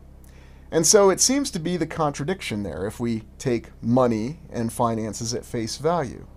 Because people who typically have a lot of money are good at generating money, are good at saving it, and are good at creating more money. At least that's what we understand it. But we're supposed to accept that these people who were good at those things just suddenly decided in a bout of altruism, or all the other terms that we have for it, philanthropy, one of my favorites, that they were just going to share this with the people at the time. And indeed, that's what the official account says. Because these robber barons, these people who had made their fortunes, they wanted to be remembered fondly. And what better way to be remembered fondly than just by giving your money away? Investing your money, or really not investing it, let's be honest, you're not going to get a return on this because there was no return of positive net benefit from investing in the World's Fairs or Coney Island. Even though there were a lot of efforts to revive Coney Island, and no, those efforts didn't end after the series of fires that befell several of the parks. And there's even an account that these fires did strike, and we'll look at that very closely. But why would anybody put all of this effort and all of their resources, whether they were rich or not, because we also have to look at the fact that there were people who were hired to work here. There were people who lived in the area to make these amusement parks and to draw all these people there. And then it also comes to that old question, what came first? Did the people come first because they were seeking the beaches, or were the attractions already there and that drew the people out there? All interesting questions. Now, oddly enough, with the reactivation, or perhaps we should say with the development of transportation technology, that's the explanation that we have for people being able to commute from Manhattan Island down here to Brooklyn. And indeed, the area is connected, so perhaps that is an explanation. But looking at some of these awe-inspiring sites with the employment of electricity, and keep in mind, once again, this is in the very early 1900s. Once again, I'm amazed that we have another example of how we just seem to be able to adopt and adapt this brand new technology very efficiently and very quickly. Now, oddly enough, we look at all the long issues that we have with establishing technology now. You would think that we would be more proficient at it, but it seems as though we were more proficient at true revolutionary technology in the early 1900s than we are now. Well, perhaps the advent of more artificial intelligence will help with that. Looking at some of these postcards, though, you can see images that truly seem to convey some sort of fairy tale world, or dare I say, some sort of science fiction world. And perhaps that's the most striking drama that you have when you look at the images of Coney Island, and yet you pay attention to some of the details in the background. And so here's what we have. We have this location that leads into the entryway into New York City, in between the two major bays, which is considered one of the finest natural harbors in the world. We have numerous accounts of all these people coming through this area. Now, these aren't immigrants, these aren't people coming into New York City according to the official account, but these are people that are living in New York City that are looking for a good time and looking to get away from the island. The island being Manhattan. And of course we have all the rides that are associated with Coney Island. And that's the other question that we have to ask. Were these rides really just that, simple rides of amusement? Or is it possible that these rides themselves were also a remnant of this previous technology, or this large apparatus that for some reason had survived the last reset, if we're going with that theory, on explaining these incredible structures that are at Coney Island? Because what we really have here is an amalgamation of impressive structures and impressive machines, all in a very confined geographical area. And oddly enough, we went to a lot of effort to very well document this to this day. Now think about your own experiences going to amusement parks and what you really go there to do and what it's really about. It's about having fun, trying not to wait in line, and maybe getting some food that's not too much overpriced. But you look at some of these other images that we have of the amusement parks at Coney Island, and you also reconcile that with the postcards that we have, and it gives you the clue that there really was something very elaborate and incredible. And I have to pose that hard question, did the Globe Tower really exist? And is it possible that there were even more amazing structures that remain? This particular image right here shows us the initial train station to enter this area, and yet looking at the walkway, it gives us the impression here that it's been there for a much longer period of time and that it wasn't just recently established just 10, 15, 20 years before this image was taken. Of course, this is another one of those images that, according to the archive, has about a 15-year circa range to it. So who really knows? That's always the issue when you're trying to do any sort of image analysis. But there are no shortage of images, and really consider the society of the people that are going to this amusement park. We always have these individuals that are very well dressed. Now we could just say that was the societal mores of the time. In the 1900s in the United States, especially around New York City, everybody dressed their very finest to go out and have a good time. Because remember, according to the official historical account, seeking amusement in an active pursuit was a new concept. And so I guess this gamble paid off. This gamble to build these structures and these amusements for these people that were all coming from Manhattan Island to get away from the heat in the summer. And that's why Coney Island was established as it was. And let's not forget that years later, when a young Tom Hanks would go diving off a boat and he would encounter a mermaid. And if you know what film I'm referring to there, please let me know. And no, I'm not going to show an image from it. Steeplechase is intriguing as well because it seems to have more of the exhibitionary concept behind it. And when you look in the details, perhaps you could understand or look for an explanation for why you have some of these very intriguing architectural anomalies that are here as part of this park. And of course, many electrical lines from what particular time frame? Was this early 1900s? Was this 1920s? Did this come later? Was the park powered? And indeed, are there other accounts of very unique architecture within this park? And even looking at the beach photo, and you may recall there's been numerous explorations in the past, and most prominently I can think of John Levi referring to looking at how people on the beach seem to be rather lost. No towels, no beachwear. In this particular image, purported to be from the 19-teens or the early 1920s, again another circa image, and yes, anybody can write any date on an image, we seem to see a little bit of an amalgamation here. We have some people that are well dressed and seem out of place, and others who seem to be starting to adapt to life at the beach. And so again, more clues within the photos. Is this just simply a carousel ride, or is this ride and the power that provides it part of some other apparatus that was in existence at the time? And perhaps the story is most compelling with Coney Island because of the fact that there were so many people that were drawn to this particular area. And is it also possible that there really were more remnants here that had to be attended to over time? Because why exactly do you need very well decorated steeples and subsidiary towers on what's just supposed to be an amusement park or a display? Well, you need the stairs and the slide because it needs to look very decorative. Of course, nowadays we just do the very cheap plastic slide and we don't bother with the decorations. And the explanation for it is you don't have a helter-skelter like you did at Luna Park in the early 1900s because we're more efficient towards making money. Now, what happened to these incredible amusement parks in Coney Island?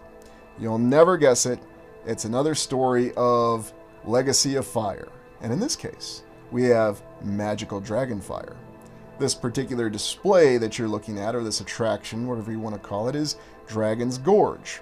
Another part of the Luna Park amusement attractions, and you can see that it's got the very impressive architecture with it, where you would actually go on a ride and you would go and see many different sights. And it featured a ride through a medieval fantasy land where you actually had dragons breathing fire. Kind of reminds me of the Dungeons & Dragons animated intro from the early 1980s. Apparently, though, these dragons really breathing fire, and there are accounts that they really did breathe fire, was not such a good idea. Because this is what caused numerous fires that ultimately burned down all of Luna Park. And there's numerous accounts of these dragons breathing fire. Ah, yes, another example of our favorite cartouche. Why do we need to build the cartouche on an amusement park ride or an attraction? Now, there is a patent for this Dragon's Gorge, interestingly enough, if you want to consider this very rudimentary sketch with some notes and figure number and then a number at the top of it, a patent. I don't know, maybe I'm going to design a patent for Doc Brown's mind reading device from the original Back to the Future movie. You know, I'll only need a single perspective, write some numbers on it, submit it to the patent office, and then I could actually have the patent for that. I'll be sure to call Robert Zemeckis to make sure he's okay with it. But all kidding aside, you think about the establishment of this ride, and then this led to a series of fires, and indeed, in the early 1900s, that's what Coney Island was known for, breaking out in fires all the time. Dreamland, the most impressive of the parks, went up in smoke in 1911, and Luna Park burned down several times, and then finally in the 1940s, again attributed to that Dragon's Gorge attraction, where the dragons were actually breathing fire. So was this fire, or was this magical fire? Where was Johnstown Flood? Yes, I'm mispronouncing that quite intentionally for fun. Why didn't they provide water or a flood that could have put out these flames? And it's intriguing to think that, once again, it's this account of having things that go up in fire. These impressive edifices, this very unique architecture, and indeed this amalgamation of many different mysteries that just quickly went up in smoke. And people will say, well, of course it's no mystery. We never figured out how to handle fires. And you look at some of the images of utter destruction and devastation of these amusement parks, and you'll see the same things that we've seen in many of the other images that we've looked at of city destruction across the land. Granted, the Great City Fires are attributed to a timeline that encompasses, in some cases, over 200 to 300 years, whether we're talking about the Great Fire in London in 1666, or we're talking about the Great Chicago Fire that occurred over 200 years later. Yet something about these events seem to be a little bit more contemporary and a little closer together than we might like to admit.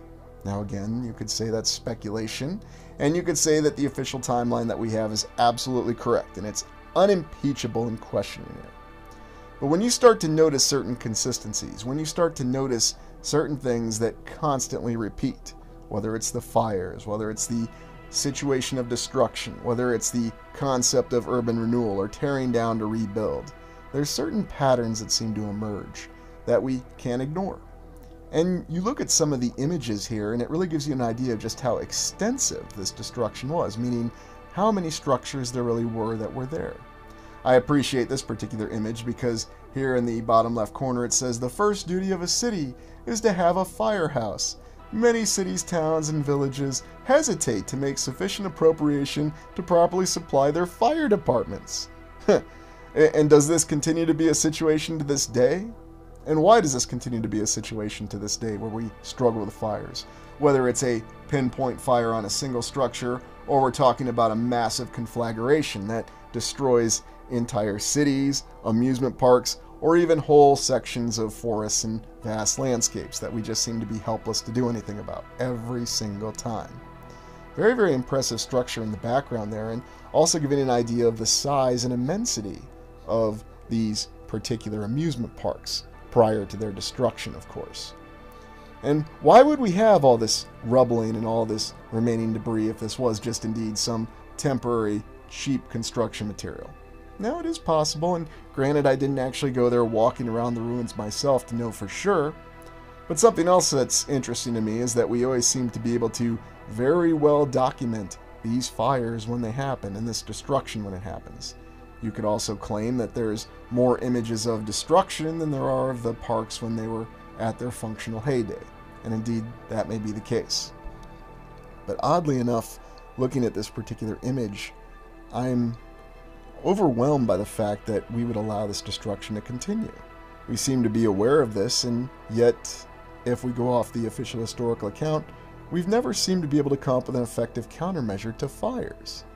Even with our awareness of it, and even with the advancements of our technology, whether it's our construction technology, our firefighting technology, or the ability to achieve proper command and control with first responders, we always seem to be at a loss whenever these fires occur. And whether it was the early 1900s or even last year, the situation always seems to be the same, and the results are very similar. Vast destruction with the inability to respond. What's really the reason for that? Is there a greater explanation, or is it just simply, it's the will of the people? The people don't want their hard-earned money to support effective countermeasures. Well, as always, I'll leave that conclusion to you.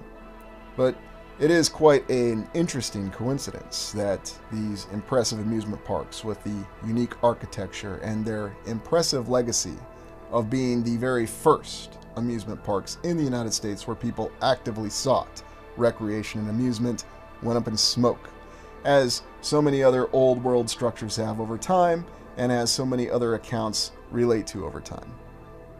Now you can just simply hand wave it away and say, yes, unfortunately things happen. It's just a vast coincidence that all the most impressive structures over time went up in smoke, whether it's the Crystal Palace in the United Kingdom, or any one of the other Crystal Palaces anywhere, or any other of the numerous structures. And believe me, we don't even need to keep a list because we already have a list kept for us. They tell us what went up in smoke. The only thing that we understand is different is when things were destroyed. Quite a coincidence, wouldn't you say? And the legacy of what remained with Coney Island. Steeplechase Park was the only park that survived in the 1960s after the fires. And of course, we may recall that in the 1960s was when the United States was facing the push for urban renewal, the concept of renewing our decaying urban centers. And of course, this led to the unbridled destruction, demolishing of these old city cores that, as we understand, were deteriorating anyway. And you can look here and see the impressive exhibition area of Steeplechase Park. And it's quite an impressive exhibitionary hall, and we'll take a look at its entire size because, once again, you might be surprised to understand just how large this playground of fun or this exhibitionary hall was for Steeplechase Park. Again, it's something else that the sheer gargantuan nature of the size is shocking, and you would expect it to be beyond the capabilities at the time to build something this immense. But apparently this is exactly what we had at Steeplechase Park. And Steeplechase Park being the last amusement park on Coney Island that did survive to the urban renewal time frame of the 1960s. And this incredible exhibitionary hall, or this attraction, or whatever you want to call it, this very large edifice that we think of when we looked at the other World's Fairs and all of their incredible expeditionary halls. Enter a real estate developer named Fred Trump. He looks rather familiar. I'm not exactly sure where I've heard that name before. Fred Trump was a very prominent real estate developer in the 1960s and took it upon himself to try to revive Coney Island, namely through Steeplechase Park. Of course, the efforts to revive Coney Island involved demolishing the Playground of Fun, or that incredible expeditionary hall that we just looked at, as is always the case. Now, apparently there was some real estate deals that went on with Fred Trump, and over time they continued to try to revive the Coney Island amusement park, but for whatever reason it just never approached the level that it was at the early 1900s. There are still some remnants, though, of some impressive architecture if you go to Coney Island to this day. Some hints at the old world still endures in some particular ways. Unfortunately, though, the most pronounced examples, whether we're talking about either one of the great towers in Dreamland or Luna Park, are no longer with us. But there are still hints and clues that there was impressive architecture that may have been from something before. Or again, it all just may be a big coincidence. And we even have this current high school, Abraham Lincoln High School. No, I'm not making that up. Once again, we have another Abraham Lincoln High School, whether we're in Des Moines, Illinois, or anywhere in the United States, that shows impressive old world architecture. That always seems to be the situation. So perhaps some advice I can give you if you're looking for impressive old world architecture in your neighborhood, if you live in the United States, look for the high school named Abraham Lincoln High School. And if you come across one that's not old world architecture, be sure to let me know. And the incubator babies, new humans. As if we don't have enough reasons to question and explore Coney Island, the main display of incubator babies, or the infant incubators, was in Coney Island. Yes, the mainstream historical account informs us, and you can get an idea of some of this impressive architecture too, where they showcase these infants. And we've explored this before, but what was really going on here? Were these just simply a display to showcase the technology available at the time, that if you had a premature baby that it could survive in an incubator? Let's be generous here and suppose that they did want to showcase that technology. Then why did you need to have so many incubators to showcase this? Wouldn't one single incubator have done the job? And how exactly do you reconcile this with the amusement concept of what Coney Island or the amusement parks were supposed to be about? Yes, ride your roller coaster and now go see the incubator babies. And be sure to get a hot dog on your way. And look at this. Before use and after use. Baby incubator, 12 months growth in 1 hour? Now, of course, you would say that this is just simply commercialism, marketing as we'd call it today. Or is this referring to something else? We really have to ask, what's the account with these incubator babies? Were these babies that were brought in from other areas? Or was there something else going on? Is it even possible, and yes, this is going out to the far reaches of explanations, that these were actually entirely new human beings that were being designed from the ground up? An entirely new population of human beings with, dare I say, diminished physical capabilities from the previous generation of human beings? Is that what was really happening here with these incubator babies? Was this the establishment of the new generations that were going to populate this quote-unquote new world? Maybe that's just a far-fetched science fiction concept, and that's all it is. But it's very strange to see these images of these incubator babies, and I'm not showing some of the more bizarre images because they're rather disturbing, but you can certainly look up these images on your own if you're so inclined. But this very strange showcasing, this exhibition of infants and this technology, doesn't seem to reconcile with what we expect with the society at the time. And what's with this individual's headgear? This is a very unique style at the time. And I'd like to close by looking at this Stargate, this portal. What exactly is this that we're looking at? Now, this is associated with the Coney Island exhibitions, and this is stated to have been an electric building. At least, that's what the caption says, but when you look at it, there seems to be something much more elaborate behind it. Now, the official caption tells us this is Dreamland, entrance to the electric building. Yes, Dreamland, the first amusement park that went up in smoke. And when we look closely, what do we see? Again, we see these symbols, these cartouches, and these symbols that appear everywhere. Now, was this just supposed to be a temporary building?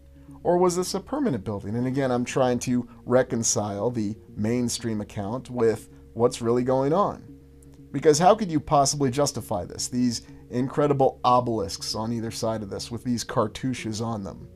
Again, were we showcasing our reverence for ancient Egypt and the Roman deities at the time? Or did these represent something else entirely? Because here you can see the mainstay of this cartouche. And again, I get the impression that this is some very elaborate technological device. And no, there are really no other images I could find of this particular apparatus. Is this a Stargate? Is this a portal? Is this some sort of power generation device? Is it more? Or could it be something else entirely? What do you think? Let me know in the comments, and by all means, let me know if you've seen other images of this electric building, or the entrance to the electrical building, or the entrance to the Dreamland electric building. Whatever it is. Well, thank you for joining me. I hope you appreciated this exploration of Coney Island. Please like, comment, and subscribe.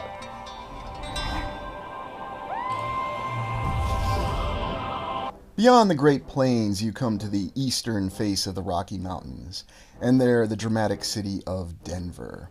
Denver, located in the current state of Colorado in the United States, the capital city of Colorado, and also the largest metropolitan area in the Front Range corridor, an urban complex that runs along the east side of the Rocky Mountains.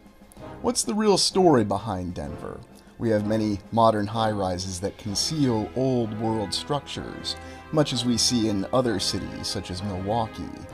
And what's intriguing about Denver is that it had a story of very rapid population growth. It has no shortage of very impressive old-world structures. Once again, another location that grew up very rapidly and was in a very remote area, especially concerning ourselves with the limitations of population and technology of the late 1800s, when the city went through its most dramatic population growth. But what's the real story behind Denver? Why is this one of the most interesting old-world areas that we haven't explored just yet?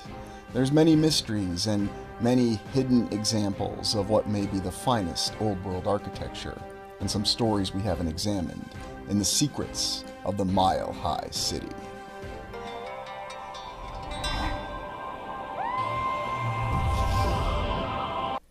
We start by looking at the bird's eye view of Denver, and I wanted to get a good look in terms of how it's laid out, and we see an impressive population growth going from 4,700 to 200,000 people in 40 short years, or a 4,300% increase. That's your population increasing by a factor of 44 every 40 years. Now, I understand that Dr. Quinn was in nearby Colorado Springs, but how exactly do they explain all these people flocking to this mountainous area at a time when it was remote and difficult to reach? We see in the early bird's eye view map that there are many impressive structures attributed to construction from after the 1860s up until the 1890s. Now, whether people were coming there for jobs, economic opportunity, or the nearby silver mines, which is what we have a lot of the historical account informing us, or the fact that they knew Dr. Quinn was in Colorado Springs, it is a very impressive and unprecedented growth going off the official historical account. And we have many impressive structures that are depicted on this bird's eye view map. And so it gives us the impression that we have a very intricately built and impressive city. Now, many of these structures are no longer with us, but the fact that they are very well documented, such as the Arapahoe County Courthouse, and it should be noted that Arapahoe County was originally part of Kansas Territory, and Denver was actually part of the land that was part of Kansas Territory, before it became the separate state of Colorado. Interesting structures, though. Wondrous hotels and other impressive municipal buildings that we would not see the likes of today. And, of course, we understand the reasons. And why not have an opera house, too? The Tabor Opera House, named after Horace Tabor. And what do we have here? A National Mining and Industrial Exposition building? Why not? I mean, it was a very small town. You saw the population numbers for 1870, but we may as well have an exposition. And we see that we have multiple dates written on this. Is this what Denver looked like in the 1860s? Is this a bird's eye view map from the 1880s? Well, make of it what you will. But what I find interesting about these bird's eye view maps is they do correspond with the current layout of all of these cities and towns that we still have around. And of course, we understand that the city was built up around a vast Union Station, the intersection point of many railroads. Although the original Transcontinental Railroad did not pass through Denver, it actually went north through Wyoming, which is why we have that impressive Ames Monument, that little pyramid that's in the ground in Wyoming. What is the story, though, behind Denver with these interesting structures and all these elaborate buildings and this impressive layout that seem to already exist? Now, I'm merely saying that's just what the map makes it look like. Going all the way back to the early history of the Kansas-Nebraska Act, when we look at the unfortunate history of the United States westward expansion with what was considered slave states and free states. And you've no doubt read the history of Bleeding Kansas. Well, Kansas did eventually be admitted to the Union as a free state, and then Colorado would fall on. Remember, this is the 1860s. And this is our early dramatic painting, if we will, of what Denver looked like at the start of the 1860s. A bunch of tents, some covered wagons, and some very pretty trees. I really wonder where exactly this artist set up before he painted this very dramatic picture. I mean, it's not like we didn't have photography available in the 1860s or even the 1850s, but this is what we have. We even have this early layout of Denver, and keep in mind, this was before there was really anybody there, and it's very intriguing to me that they already had multiple street names, and even more interesting that we skipped right ahead to 15th Street. Well, maybe they just decided to forego 1st through 14th Street, or perhaps there's more from this map that's not depicted on there. Not really sure what to make of it. There's the usual history that we have of difficulties with natural disasters and other sorts of issues that we have in the other cities that we've explored, and whether we're talking about flooding, fire, Denver is certainly no exception to this. Now, again, remember that the city was built in a very short amount of time. And here in these very early photographs that we do have that are attributed from the archive to the 1860s, we do see some very impressive structures that were already constructed and ready to go. Brick buildings and what looks to be some sort of castle building in the background. I'm sure it was not a castle, it just looks that way. I mean, what are your thoughts on what this structure really is? Why does it have all these interesting little spires on it? What purpose could they possibly serve? Now, there are images that show that Denver was subjected to fire at different points in time from 1870 to 1890. Although, are these fires, or is this some sort of scene that was set up from the film The Day After? I'm not really sure. It's very intriguing. It's always hard to know what to make of some of these early images. Ah yes, and our one image of the mining exposition building. Now, of course it makes sense. They hadn't really even gotten mining off the ground in the 1870s, but I guess they just had the foresight to know that Colorado, once it did become a state of course, was going to be the forefront of mining operations, especially off the Rockies. So you may as well build an impressive exposition building off of some new looking railroad tracks. Also interesting that we have coins that commemorate this particular exposition. It was the 1800s, and doing elaborate expositions was just the order of the day. And we understand that all these structures were temporary, and if it was so easy to build such elaborate temporary structures, then why are we still not doing it? Well, maybe we'll get that promised World's Fair coming up in Iowa here in the future. I wouldn't hold my breath, though. And you see some of these other early images that give us the impression that there seemed to be a very developed infrastructure system within Denver. Evidently, they got the trolley off the ground very quickly, and remember that this is out in the westward expansion, or what was still known as the frontier of the United States at that time. But why let a little thing like that keep you from constructing a very elaborate welcome gate? Oh, you know, maybe that's what's missing from cities these days, is we don't have a massive gate on them that says welcome with many operational trolleys and cars. Now we can attribute this to the early 1900s. I like the fact that they have the... Ooh, take a look at that interesting symbol. Now see, that's also what we're missing. Why don't we have interesting symbols like this on our gates? So you just build gates like this and you'll attract people to come to the city, whether there's actually jobs available or not. Although the official history tells us that there was an economic boom in Denver. There was all kinds of jobs from 1900 to 1910. And this attracted immigrants and people everywhere. And that's exactly how we can accept the explanation behind this vast population growth in this very short 40-year period from 1870 to 1910. Now, if you want to do a little fun game with math, calculate what the population of Denver would be today if it continued at this 4,000% population growth. And here we have Horace Tabor, a political party leader, also considered the great silver baron of the area. And he was responsible for starting many silver mines in Leadville and the surrounding area that contributed to the vast economic boom. Although his life wasn't all prosperity, he went from rags to riches to government bureaucrat. Yes, he ended his career as the Postmaster General, apparently, of Denver. What an interesting career path, not exactly what you hear about. And when you try to reconcile what was actually going on at that time, yes, we have one individual who's responsible for taking the economic risks of starting all these mines and was very prosperous to the point where he has this wonderful opera house that he apparently built, and then he went broke.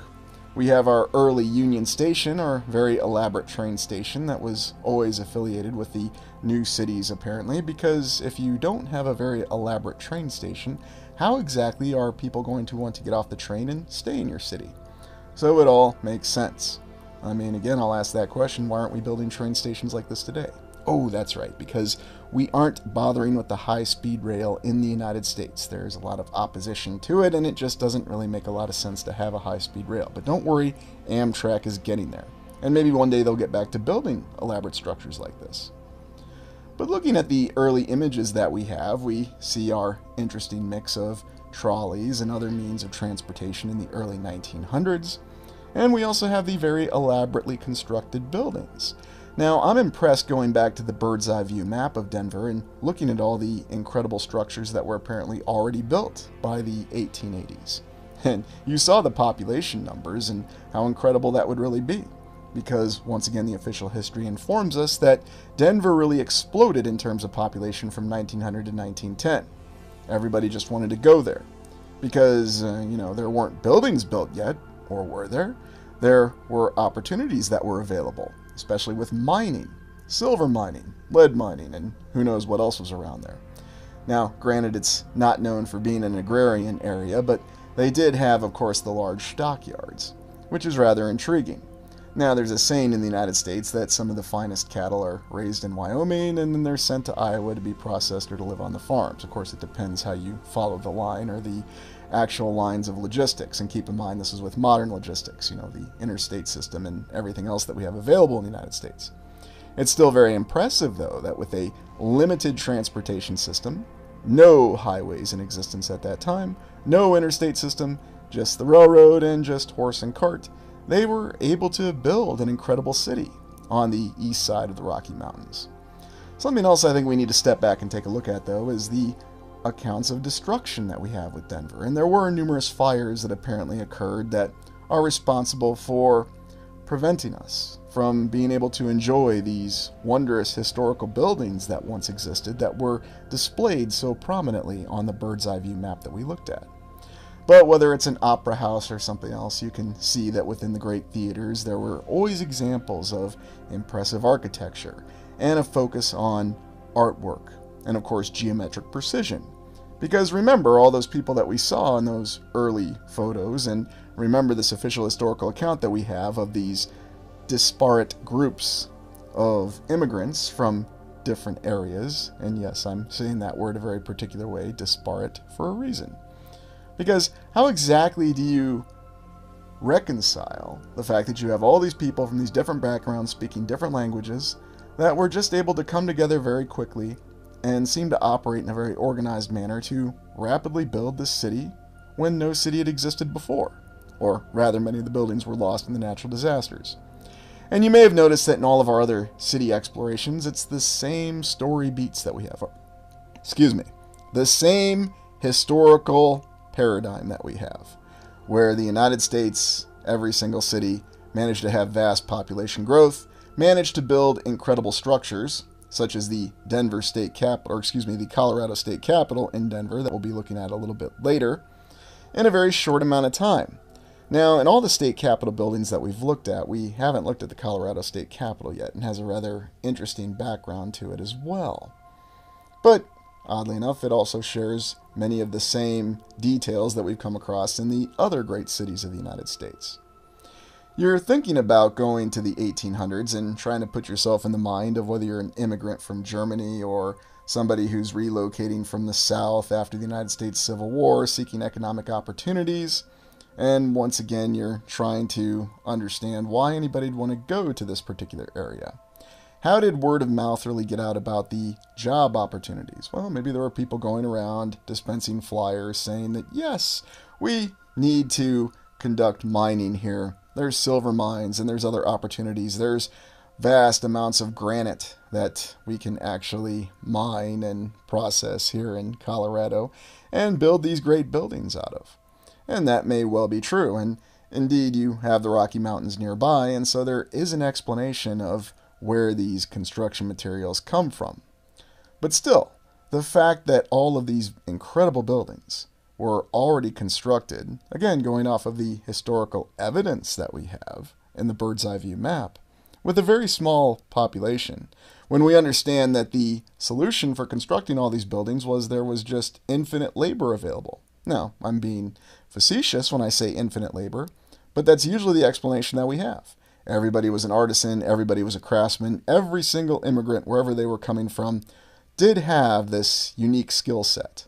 Unless you want to accept the fact that all you need is a good architect, and then an architect can draw these elaborate plans, and anybody, no matter how unskilled they are, could actually put these buildings together.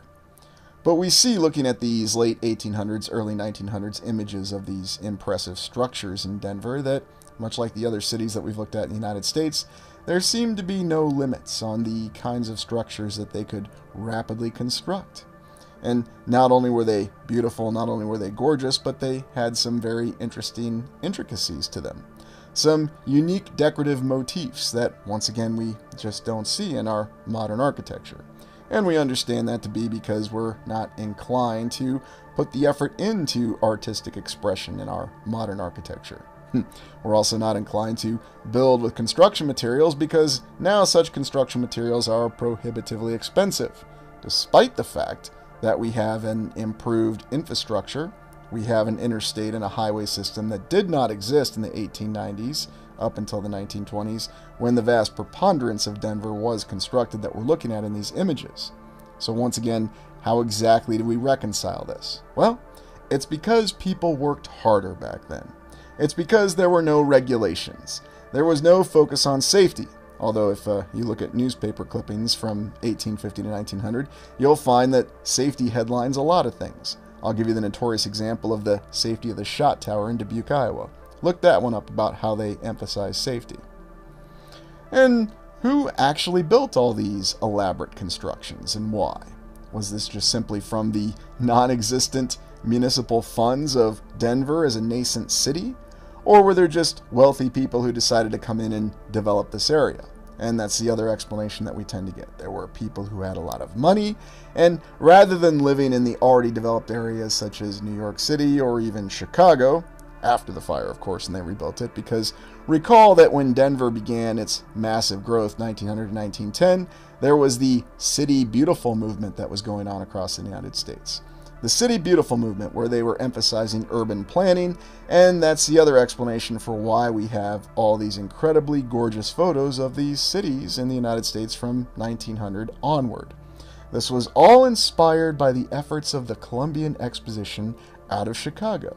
We're going to build our cities in a City Beautiful format. And I guess that even applied to your breweries. That's why they look like castles with smokestacks, because you can't have a good brewery anywhere, whether it's in Utah, Colorado, Iowa, West Virginia, without it looking like a castle. How can you be expected to brew good beer unless you have a castle to go to work in every day? But once again, you look at the early images of Denver, and again, you have multiple conflicting impressions from these images. Was it just some sort of western frontier town with a lot of wooden structures? Or was it something much more extensive with all of these impressive granite and red stone structures, or whatever the construction material we have that's attributed to the particular building? And when we see designs such as this, we have seen these in other cities with this interesting layout that, once again, we just simply don't go with in our modern cities because we lack the capability, or, we lack the desire to do so. There's also some interesting images that show horses on carts and actually riding the carts in front of what would be trolley vehicles. What exactly is going on here? Once again, the explanation is using the vast differences in inclines where Denver's located on the east side of the Rocky Mountains. What you would do is you would have the horses pull the cart where it was needed, or in this case, the trolley vehicle, and then you'd have a little cart in front of it that the horses would ride on. How industrious. Interesting house there as well. But it didn't take them long before they quickly converted all of their trolley cars to operate on the electrical system, and thereby not relying on the poor horses to pull these vast trolley cars all over the place and up and down these inclines, unless of course they rode down the inclines. Isn't it very interesting? And then here looking at an early image of a very modest high school constructed in the 1920s, Denver East. We'll take a closer look at that in a little bit. And once again, you can see that it conforms to our expectations of how high schools were supposed to be in the late 1800s, early 1900s, because if you don't have something that looks like a large castle, how are people supposed to know that they're in a high school?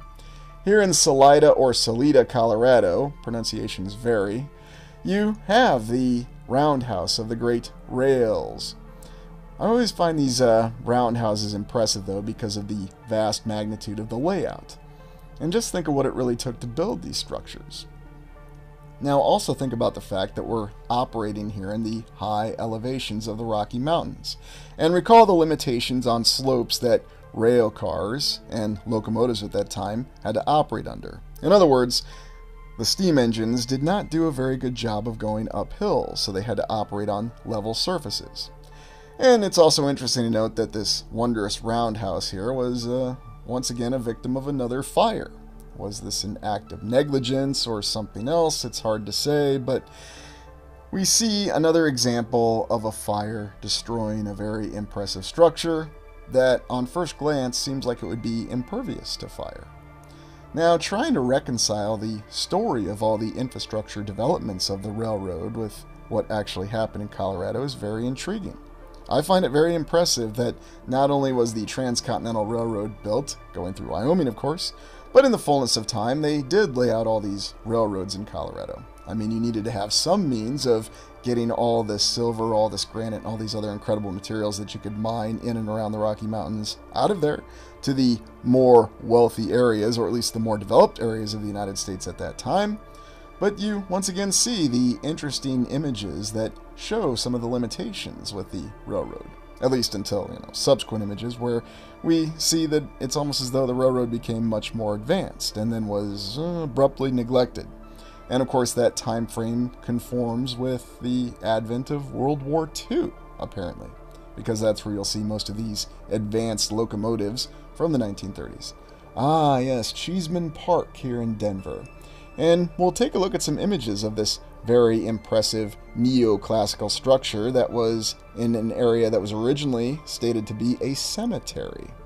But then they converted it to a park. Well, that sounds like an all too common story once again, and hopefully not doing a repeat of the film Poltergeist, they didn't neglect not to move the bodies, but who knows for sure. And you can see that much like our other cities, with the old world element of these cities, or the surviving historical buildings, are now being surrounded by these very impressive modern high-rises. And as some people will tell me in the comments, you should appreciate these modern high-rises because they're an example of art. Here we have the Daniels and Fisher Tower, one of these impressive early skyscrapers from Denver, attributed to 1911. And you may recall in some of the other cities, such as Seattle, where we've seen similar towers, this particular tower is no exception. Once again, the ability to build in such a format. Now, I really wonder if the theory goes that there were other larger structures that had to be torn down or removed, because we can see that this particular tower is somewhat more modest than what we'd expect, especially compared to the modern high-rises. We have to ask the question, is it possible that only certain buildings, such as this tower, were designated to survive for whatever reason?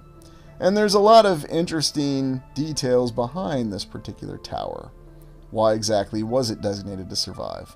Why, despite the fact that it's much shorter than the surrounding massive skyscrapers, does it have more detailing in it?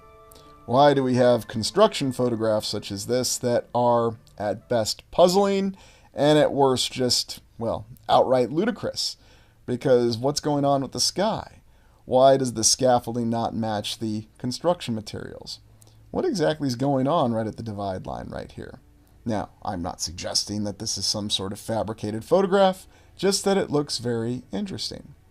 The other old world signs that we have for this particular tower, in terms of its different appearance and color, depending on the daylight, something that seems to vary much greater with what we would consider to be old world structures.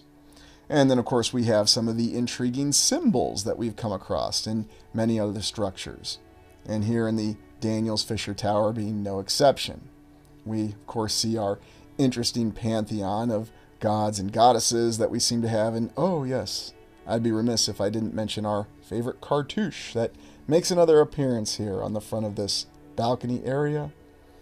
And why exactly was there this movement and all this artistic expression on these structures in the early 1900s to venerate the classical deities of Greece and Rome? I don't know, maybe it was just a really cool thing at that point in time.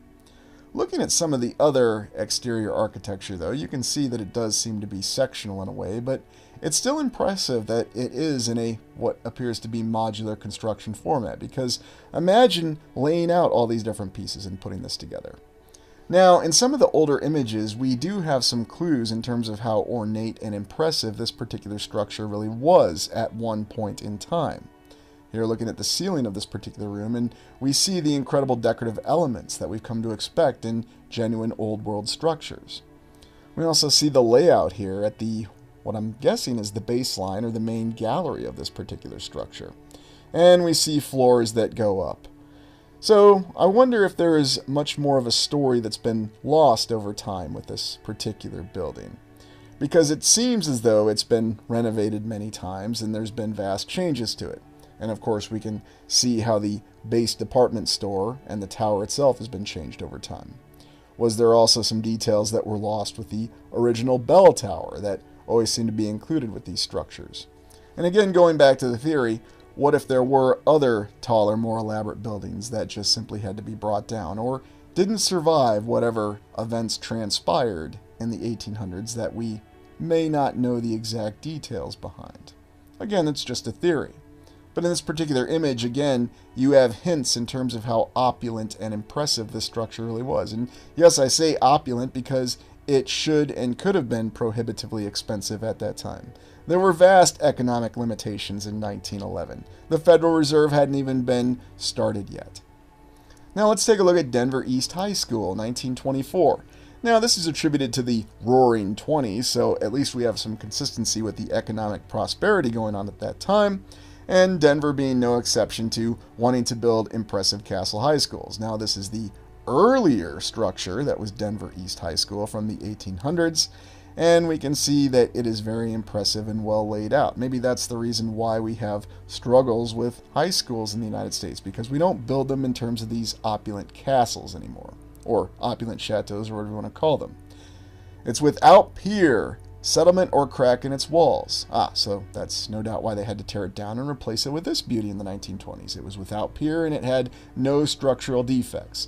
That's the perfect reason for why you need to knock a building down and replace it. Because obviously you have no economic limitations. That's why I always find that whole debate about the fact that, well, we just don't have the money to do anything today. I don't want to hear that. I really don't. And when we look at Denver East High School, we can see that it contains a little Michelangelo modification there, or at least a scale model that is covered up so it's appropriate for the students in high school, until they're supposed to learn about such things. An interesting exterior ground, too, with the Denver High School, where we see other monuments. And then looking at the interior, and much like the building that we just looked at, we see the same story within this high school.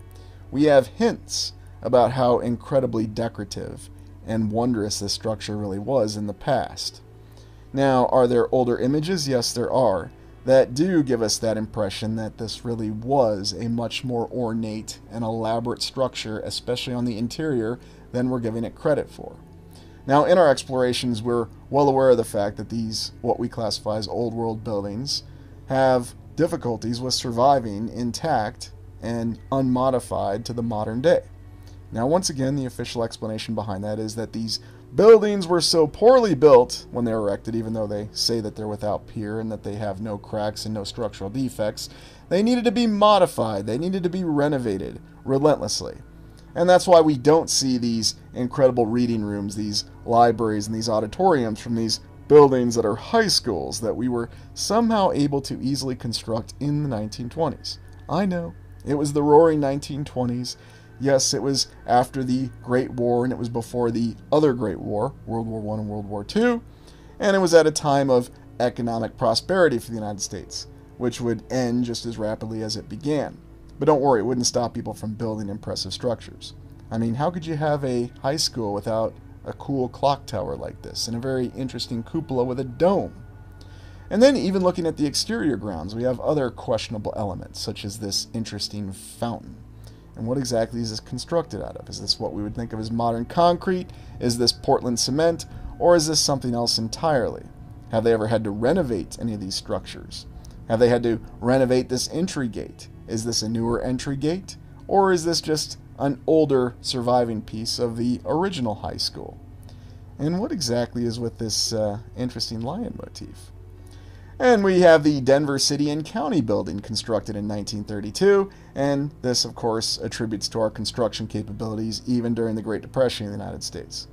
So, how badly was Denver hit by the Great Depression? Well, apparently not badly enough that it would preclude the construction of this city and county building. And we can see that this city and county building is very impressive on the exterior. Apparently, they inform us that when this construction was originally done, it had to be short enough so it wouldn't block the view from the Colorado State Capitol from seeing the mountains. How interesting, given the fact that the entire city is surrounded by mountains, that they had such a constraint. Isn't that a lovely obelisk in the foreground there? And so, when you see images such as this, it sort of goes against what your expectations for Denver would be. Now, I'll admit the very first time I ever saw Denver was in the opening credits of the old TV show Dynasty. Yes, that was the very first time I ever saw Denver in any way, shape, or form. I hadn't been there before. For whatever reason, in the travels in my life, I've only ever gone to the airport. Yes, don't worry, we're getting to that. But I never really got on the ground much in Denver before. And it is quite intriguing to me how we have this city that you would think, especially at the time of the late 1800s, early 1900s, was isolated in the mountains, and yet it had this incredible explosive growth. Now, of course, you would just attribute that to the fact, well, the entire United States was going through incredible explosive growth from 1890 to 1920. And not just in Denver, but everywhere. So if I were an immigrant coming into the United States, what exactly would draw me to Denver? Why wouldn't I go to New York City? Why wouldn't I go to Chicago? Why wouldn't I go get my free plot of land in North Dakota, South Dakota? Get myself a farm in Iowa? The point being, there's many other opportunities available. You could really go anywhere. So it's very interesting to me to try to deconflict that. Now, of course, we look at the earlier Arapahoe County Courthouse from the 1800s, and we can see a very impressive structure. And for whatever reason, I'm going to go online and say that this seems to be an even more impressive structure than the city and county building that we just looked at. Why would anybody ever want to tear something like this down? Well, of course, you can look at the official historical account and you'll understand that there were apparent structural defects with this, that there were other issues, that it just wasn't going to be suitable for the needs of such a rapidly growing city. Yes, imagine if we still were able to build structures like this, and it even includes a nice little statue on the top of it. And I suppose this statue is going to be attributed to something such as mining. I'll only show one image here showing the tragic destruction of this building, demolition of this building, and it occurred in the 1930s. I guess it wasn't part of urban renewal. There's many other structures to observe in Denver, such as hotels, and I recall our exploration of Hotel Tartaria a couple months ago, and once again we have these unique castles that became hotels, or chateaus, or whatever name you want to call them, manors even. Wonderful turrets and great chimneys and very intricate construction. Were these purpose-built as hotels, or did they have some other incipients in their origin story? Could it be that there's some other purpose behind these structures that we don't fully understand or comprehend? And whatever names we assign to these hotels, and this is just a perfunctory look at Denver overall, whether it's the Windsor Hotel or all these other names that we have for these hotels that seem to repeat many times, much as the town names repeat many times across the United States. What's the real story behind it? And there's even some stories of perhaps some very interesting paranormal phenomenon that occurs within these hotels. Yes, the visibility and the appearance of ghosts that have been reported. Now, are ghosts real? Are they simply a product of our imagination? Is it some sort of reality breakdown? Or is it just simply in the mind of the humorist and it's all a Ghostbusters situation? It's hard to say. I certainly can't write it off, though, because there are far too many reports to simply ignore. And it's interesting that they're always associated with these old world structures.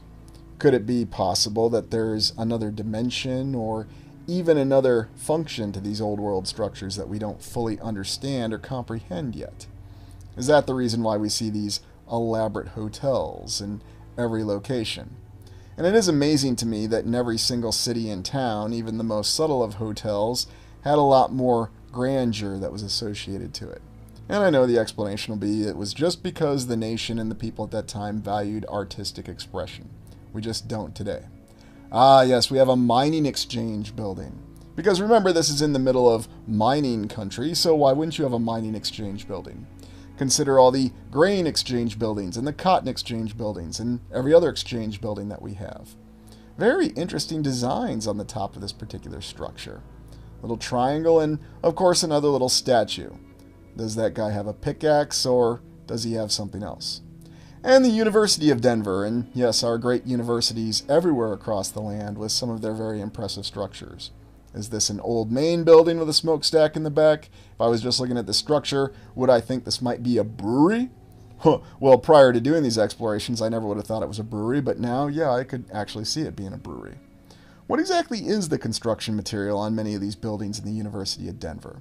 Now, I'm not going to go into too much detail on the exact nature and the origin dates of these buildings, but it is interesting just to walk on any university, any college campus, or heck, if you find one of those old military schools nearby, and yes, they're all over the nation, they're not just in the South, as some people would have you believe, it's intriguing to think about how they're able to build such structures.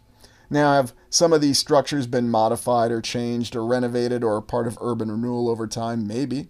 I mean, why doesn't every stadium have a lovely tower like this? And even if this has been modified or built in more recent times, it is very lovely and very intriguing. And that's the interesting thing about universities. There has been some renewal and change done over time. Was this an original building? Is this a building that's an amalgamation of old world and, how do we say, fifth era construction techniques? It may be possible. And again, we're just doing an overview. The Red Rocks Amphitheater, a project of the Civilian Conservation Corps and the Works Progress Administration. The New Deal strikes again. So when you have a Great Depression going on and you have many people out of work, you create work for them. And who better to do that than the federal government of the United States?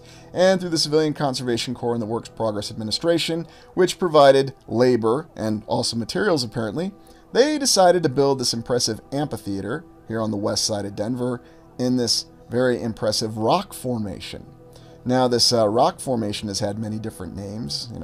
You'll see these names repeat in places like Colorado and, frankly, all over the nation. Garden of the Gods, Garden of the Titans, or Castle Rock this and that. And it should be noted, you can see why people would think such things.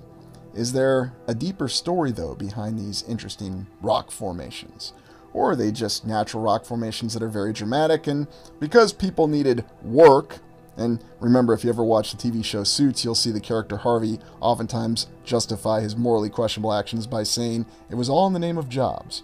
You can understand why a city such as Denver was able to carve itself out of this rather empty plain area on the east side of the Rocky Mountains. Or maybe you don't understand it. Maybe it just doesn't make a lot of sense. How is it that it went from nothing to this in 60 short years? That's an impressive amount of development. Every single structure, every road, every railroad, everything that was laid out where there was nothing. And a population that today is nearly 750,000, and no, that is nowhere close to the number that you'd have if you had that 4,000% growth that continued hypothetically until 2040. I'm serious, calculate that number. It's rather eye-opening what the population of Denver would be today if that percentage of growth continued, as it did from 1870 to 1910. Very, very impressive, though, this amphitheater. And there's something else that's unique to Denver. the U.S. Mint in Denver. And we really haven't explored any of these mint buildings before, and I thought this is an opportunity to take a look at it.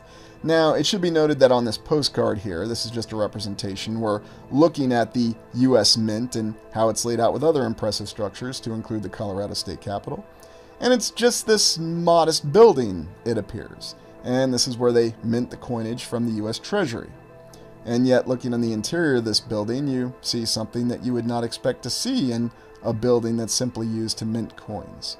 Once again, impressive geometric precision and artistic expression.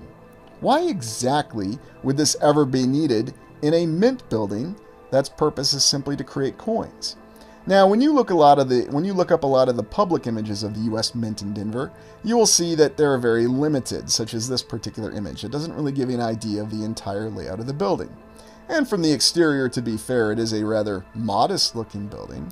But once again, when you look at the details, you get the impression that there's a lot more to it. It does seem to compare to some of those early 1900s courthouses and structures that we've looked at with all other sorts of different purposes across the land. Not just the United States, but Europe and everywhere else for that fact. What exactly is this exterior construction material? Because it does have some very fine detail to it. And you'll see it in random places all over the nation. And of course, they're always assigned to government buildings of some sort of purpose. They are post offices, they are courthouses. Well, in this particular case, we have a U.S. Mint building. That's part of the Department of the Treasury. And so, since this is our first look at a mint building, we need to look at the architect, Mr. James Knox Taylor, first supervising architect of the United States, appointed under the Civil Service, or whatever we were calling it at that point in time. Ah, yes. So, once again, we have an architect. We have an architect who is responsible for many structures. And if you look up this particular individual, when you have a name like Knox, that's just, a path to success. I could even argue it's more than McDonald's is a path to success in the United States. And this Knox had his own entire crew of architects. Ah, yes. These look like the kind of individuals that would just get out on the ground and be doing this kind of hard work themselves. Or at least I could say there's actually an entire team who are laying out designs. And this individual has many buildings associated to him beyond just the U.S. Mint in Denver, and here we're actually seeing the entire modest building. Although when you look at the details, it's not quite so modest. And especially when you look at the interior, once again, it's not really what we'd expect for a building that's designed as to mint coinage, right? But there's other structures, such as this post office here in Mineral Wells, Texas, or is it Mineral Works, Texas? Anyway, town in Texas, where we have this very impressive post office that's also attributed to this impressive architect. And it also has the slant construction style at that time. Why not? And why stop there? He's also responsible for this impressive post office in San Francisco. That is to this day used as the Ninth Circuit Court. Federal court. Yes, always the impression for what these buildings are going to become. If it's a post office, it can be a great courthouse building. Why not? But why stop there? We have this impressive post office in Buffalo, New York. Again, attributed to the same architect and his team. But again, a little bit more of a credible historical account because it's not one architect. No, he's not E. Townsend Mix. He had a team helping him. Why exactly did he need a tower with elaborate ornation on that in Buffalo? I don't know. Even a post office in the relatively small and isolated town of Creston, Iowa, in Union County. Don't get me wrong, they got a great county fair down there, but why exactly did they need a post office like this in the early 1900s in Creston, Iowa? Well, it's no longer a post office, it's now commercial space, so there you go, the signs of progress. And going back to the U.S. Mint in Denver, what exactly do we see on the interior? This is not what we'd expect at all. This incredible beauty in these corridors, this main gallery with these unique and impressive lights. This is just supposed to be a treasury building. And at that time, given the fact that hard currency money was the only means of financial transactions, wouldn't just having a garrison building easily guarded make more sense? There's also these interesting murals that are featured inside of this mint building in Denver. And they represent interesting things. Trading, mining, commercialism, I guess, if you want to associate it with that. Looking at the front, though, with that sign there, United States Mint, and then comparing and contrasting what you have with these actual figures, the layout of the blocks and the stones, and even the very fine surface on these individual blocks. I wonder, is it possible for anybody to do something like this today? Could a contractor do that? Let's look at some random and old and new structures in Denver. And here, going back to Cheeseman Park, where we have this random, what we'd probably phrase as a neoclassical structure over what was apparently a cemetery, or designated to be a cemetery. There were some issues, though, with this cemetery, and I guess they just decided to transition it to a park. I mean, why not? If you went to the trouble of building a structure like this, I mean, nothing says park like this random neoclassical structure, or whatever architectural terminology you want to associate with it. And if this was in Scotland, we'd probably refer to this as a folly. Or maybe we'd say it's a national monument we were building for veterans that we just ran out of money for. Ah, yes, and some other interesting monuments in Denver. Yes, I'm not exactly sure what these initials or symbols stand for, but it's just very, very interesting. And of course, looking at those symbols across the top, we have encountered those symbols in some other locations before, but for some reason it's just escaping my memory. Oh, and on the topic of monuments, the Tower of Memories, constructed in the 1920s, a very incredible mausoleum. Yes, this is just the kind of effort you would expect to see people putting into a mausoleum. Well, once again, it was the roaring 1920s, so I suppose the economic situation suits that construction, and if it was built during the 1930s, we could attribute it to the 1930s. This is apparently a cable car building with a nice smokestack on it. And even this structure, attributed to the early 1900s, we can see has a lot of impressive architectural detailing on it. And like all the other structures in Denver, it is hidden amongst the modern, impressive commercial buildings. And we would be lost if we didn't have an equitable building. Yes, this is referred to as the equitable building. Another building that was apparently very equitable, that was easily constructed at that point in time. Now again, I'll ask, could anybody lay out a building like this today? No. I'll tell you what we're laying out today. Structures such as this. Ah, yes. Modern architectural wonders. Now, I'm going to give them a little bit of credit on this particular structure in Denver because at least they're trying to decorate the simple glass exterior by putting some sort of facading around it. Although I've got to admit it reminds me of some kind of hive mind for some reason, but maybe that's just me. Oh, yes, and the Wells Fargo Center. Everything's always a Wells Fargo Center to this day in many different cities. So much detail in this building, and so impressive the amount of effort that they went into in laying this out. I mean, look, they have a couple curves on the top of it. I'm impressed. Maybe you are too. So Denver's gone through a lot of change since its initial settlement and rapid population explosion in the very early 1900s. Going from this modest police car to this very interesting structure here in the background. And again, I'd really like to figure out exactly what kind of material it's constructed out of. I know it's in Colorado, it should be granite, such as the Colorado State Capitol, built from 1886 to 1903, and I add a question mark because there are numerous conflicting accounts on the construction of the Colorado State Capitol. And it should be noted that their dome, they changed it from copper to gold. And as we learned in the state of Iowa, gold is very cheap. In fact, it's cheaper to build with gold than to paint with gold. So obviously gold is cheaper than copper. But we have early images of this Colorado State Capitol whenever it was actually constructed because, as I said, it's a little difficult to discern from the historical accounts. Some say it was built in the early 1890s. Others say it was from 1886 to 1903. Did they build it in different pieces, components? It's hard to say. But we can see that there are impressive structures around it in some of the early photographs. And so I guess if we're going to compare the Colorado State Capitol to the Iowa State Capitol, while it may not have 5 domes, it does have a lot of impressive structures around it, not the shacks that we saw around the Iowa State Capitol. And of course, it's built up on a hill like every other single state capitol seems to be. And here we can see what appears to be the early copper dome. Although, was it actually copper at this point in time, or was it something else? It's hard to say.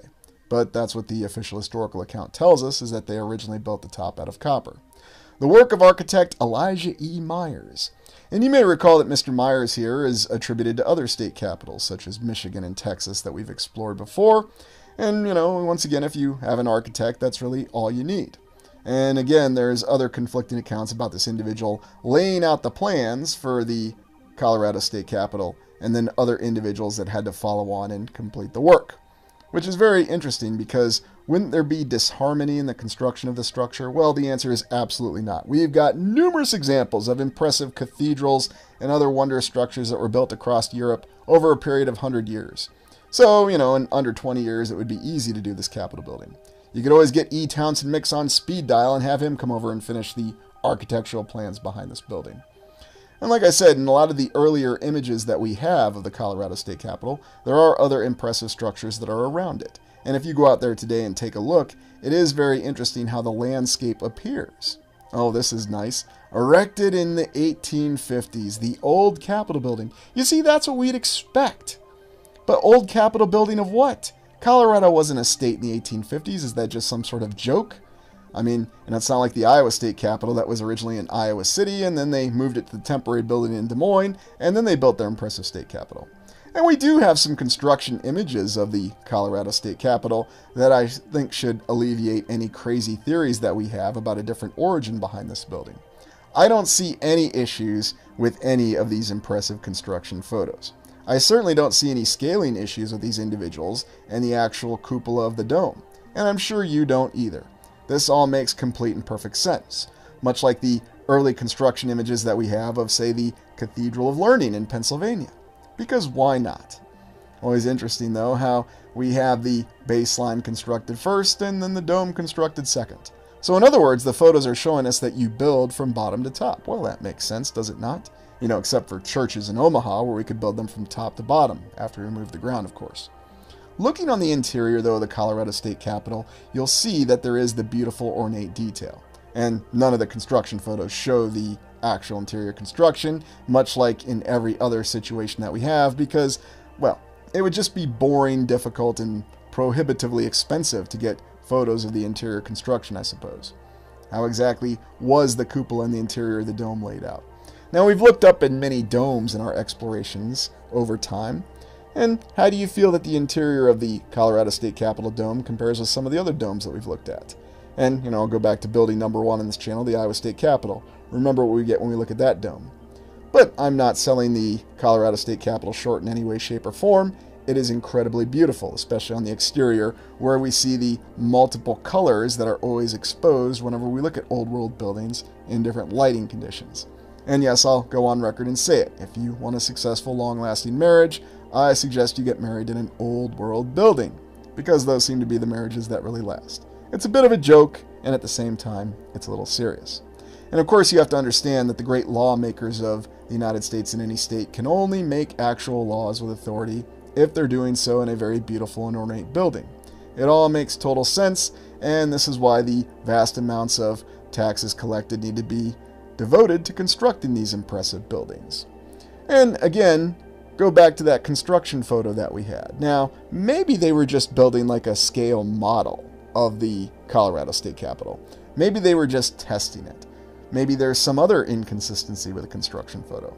I don't know. I'm just trying to come up with explanations. We do understand, though, that there's an abundance of granite and other construction materials that are available nearby, so perhaps that's not as difficult of an explanation to accept in the great state of Colorado. But it's still very interesting when we look at this material and reconcile where it is. And we'll look at the Denver Airport in 1994, and you're probably asking, why are we looking at the Denver Airport? This is very much not an old world structure, and I would agree completely. But it just so happens that there are a lot of theories that people aren't supposed to have that are associated with this airport. And it really begins with this dedication plaque here, or monument, or whatever we want to call it, Denver International Airport. I don't know what that sign is. I've seen it before. I'm not really sure what it represents. March 19th, 1994. Can anybody tell me what the heck the New World Airport Commission is? I tried to look up that organization and I couldn't find it anywhere. It's just very interesting. Does anybody know what the New World Airport Commission is? And out in front of the Denver International Airport, you have Lucifer. Yes, the Blue Mustang, who looks like some kind of horse that's come right from the 9th level of hell, to include glowing eyes. Now, you have to ask this question. This structure was built in 1994, and there's all sorts of theories that are associated to it. For example, is there something very strange going on with this airport? Does this airport connect into some sort of strange underground transportation system? Or is it all just an impressive coincidence? Why on earth would anybody put a horse that looks like this out in front of an airport? You almost get the impression that this is one of those things that's designed to draw our attention. Well, it certainly does get our attention, and that's why I'm devoting attention to it. I mean, really, I could even say this looks like one of those zombie horses that was ridden by the White Walkers in Game of Thrones before that show went right off the cliff. But very, very interesting and impressive sculpture or statue or whatever you want to call it. And as we understand it, the number of quote-unquote conspiracy theories that are associated with the Denver airport, the airport actually takes them in stride and has fun with it. I mean, looking at this particular mural here, what are we supposed to make of this? Well, maybe we need to get Mark Singer on speed dial or add to our contact list and call him because we need help. There's also interesting murals that have been displayed within the Denver airport at some point in time, and I'm not exactly sure what they're supposed to represent. Now, again, going back to that idea, is this just something that's designed to draw our attention? And was that really the intention behind all this? Something just to keep our eyes focused on so we're not looking elsewhere? I don't know why, but that mural always reminds me of the film Wizards, you know, the 1970s animated one. Apologies for the noise, it takes really big drills to get to the underworld. I can't imagine what particular theories they're embracing here. Is there some kind of salamander people that they're actually employing to work here? I'm not really sure. There are other odd sculptures, such as this really bizarre gargoyle popping out of your suitcase. You know, this gives me an idea for a plot for a new movie. A gargoyle that hides in your suitcase and pops up and terrorizes people. We'll see if there's the film called The Suitcase Gargoyle. I mean, it would be an original idea, so we'd never see it, but... And then looking at some of these other murals, what exactly do these represent? Or are these just simply designed to be as, how shall we say, strange and as bizarre as possible to gain our attention? And is that really the purpose behind this? Much like it's the purpose behind a particular area that has a number after it. 51? Or is it 52? Just kidding, just kidding. But these murals are always very intriguing.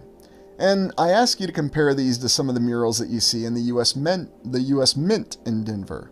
And really compare and contrast what's being expressed. I mean, what do you think these images represent? Do they represent anything, or are they just free artistic expression? Do we just like to remind people that there could be a really bizarre gargoyle that pops up in your luggage after you get it from baggage claim? And one thing I'll say about the Denver airport is the times I've flown through there, I have never really had a good experience, but maybe that's just me. In fact, one of my longest layovers because of flight delays occurred in the Denver airport. So what exactly is going on with these murals? Are they really just there to be the free-form artistic expression? Is this just simply a place that we're supposed to fix our attention to? Or is there something to these theories that people will assign to conspiracies that are labeled on this place? And why don't more organizations just have fun with conspiracy theories? Well, let me tell you about the ultimate conspiracy theory with Denver Airport, and that's the presence of Elway's Steakhouse. Yes, John Elway, the heroic quarterback of the Denver Broncos, who opened his own steakhouse in Denver Airport. Yes, this is the place you want to eat. And you even have an image of the man himself with a great steak right here, and I can tell you that this would be a place that I would want to eat at no point in time. Actually, I did go eat there when I was stuck, and it was probably the best part of the experience. Unlike the steakhouse of a certain quarterback in Green Bay. Well, thank you for joining me. Please like, comment, and subscribe.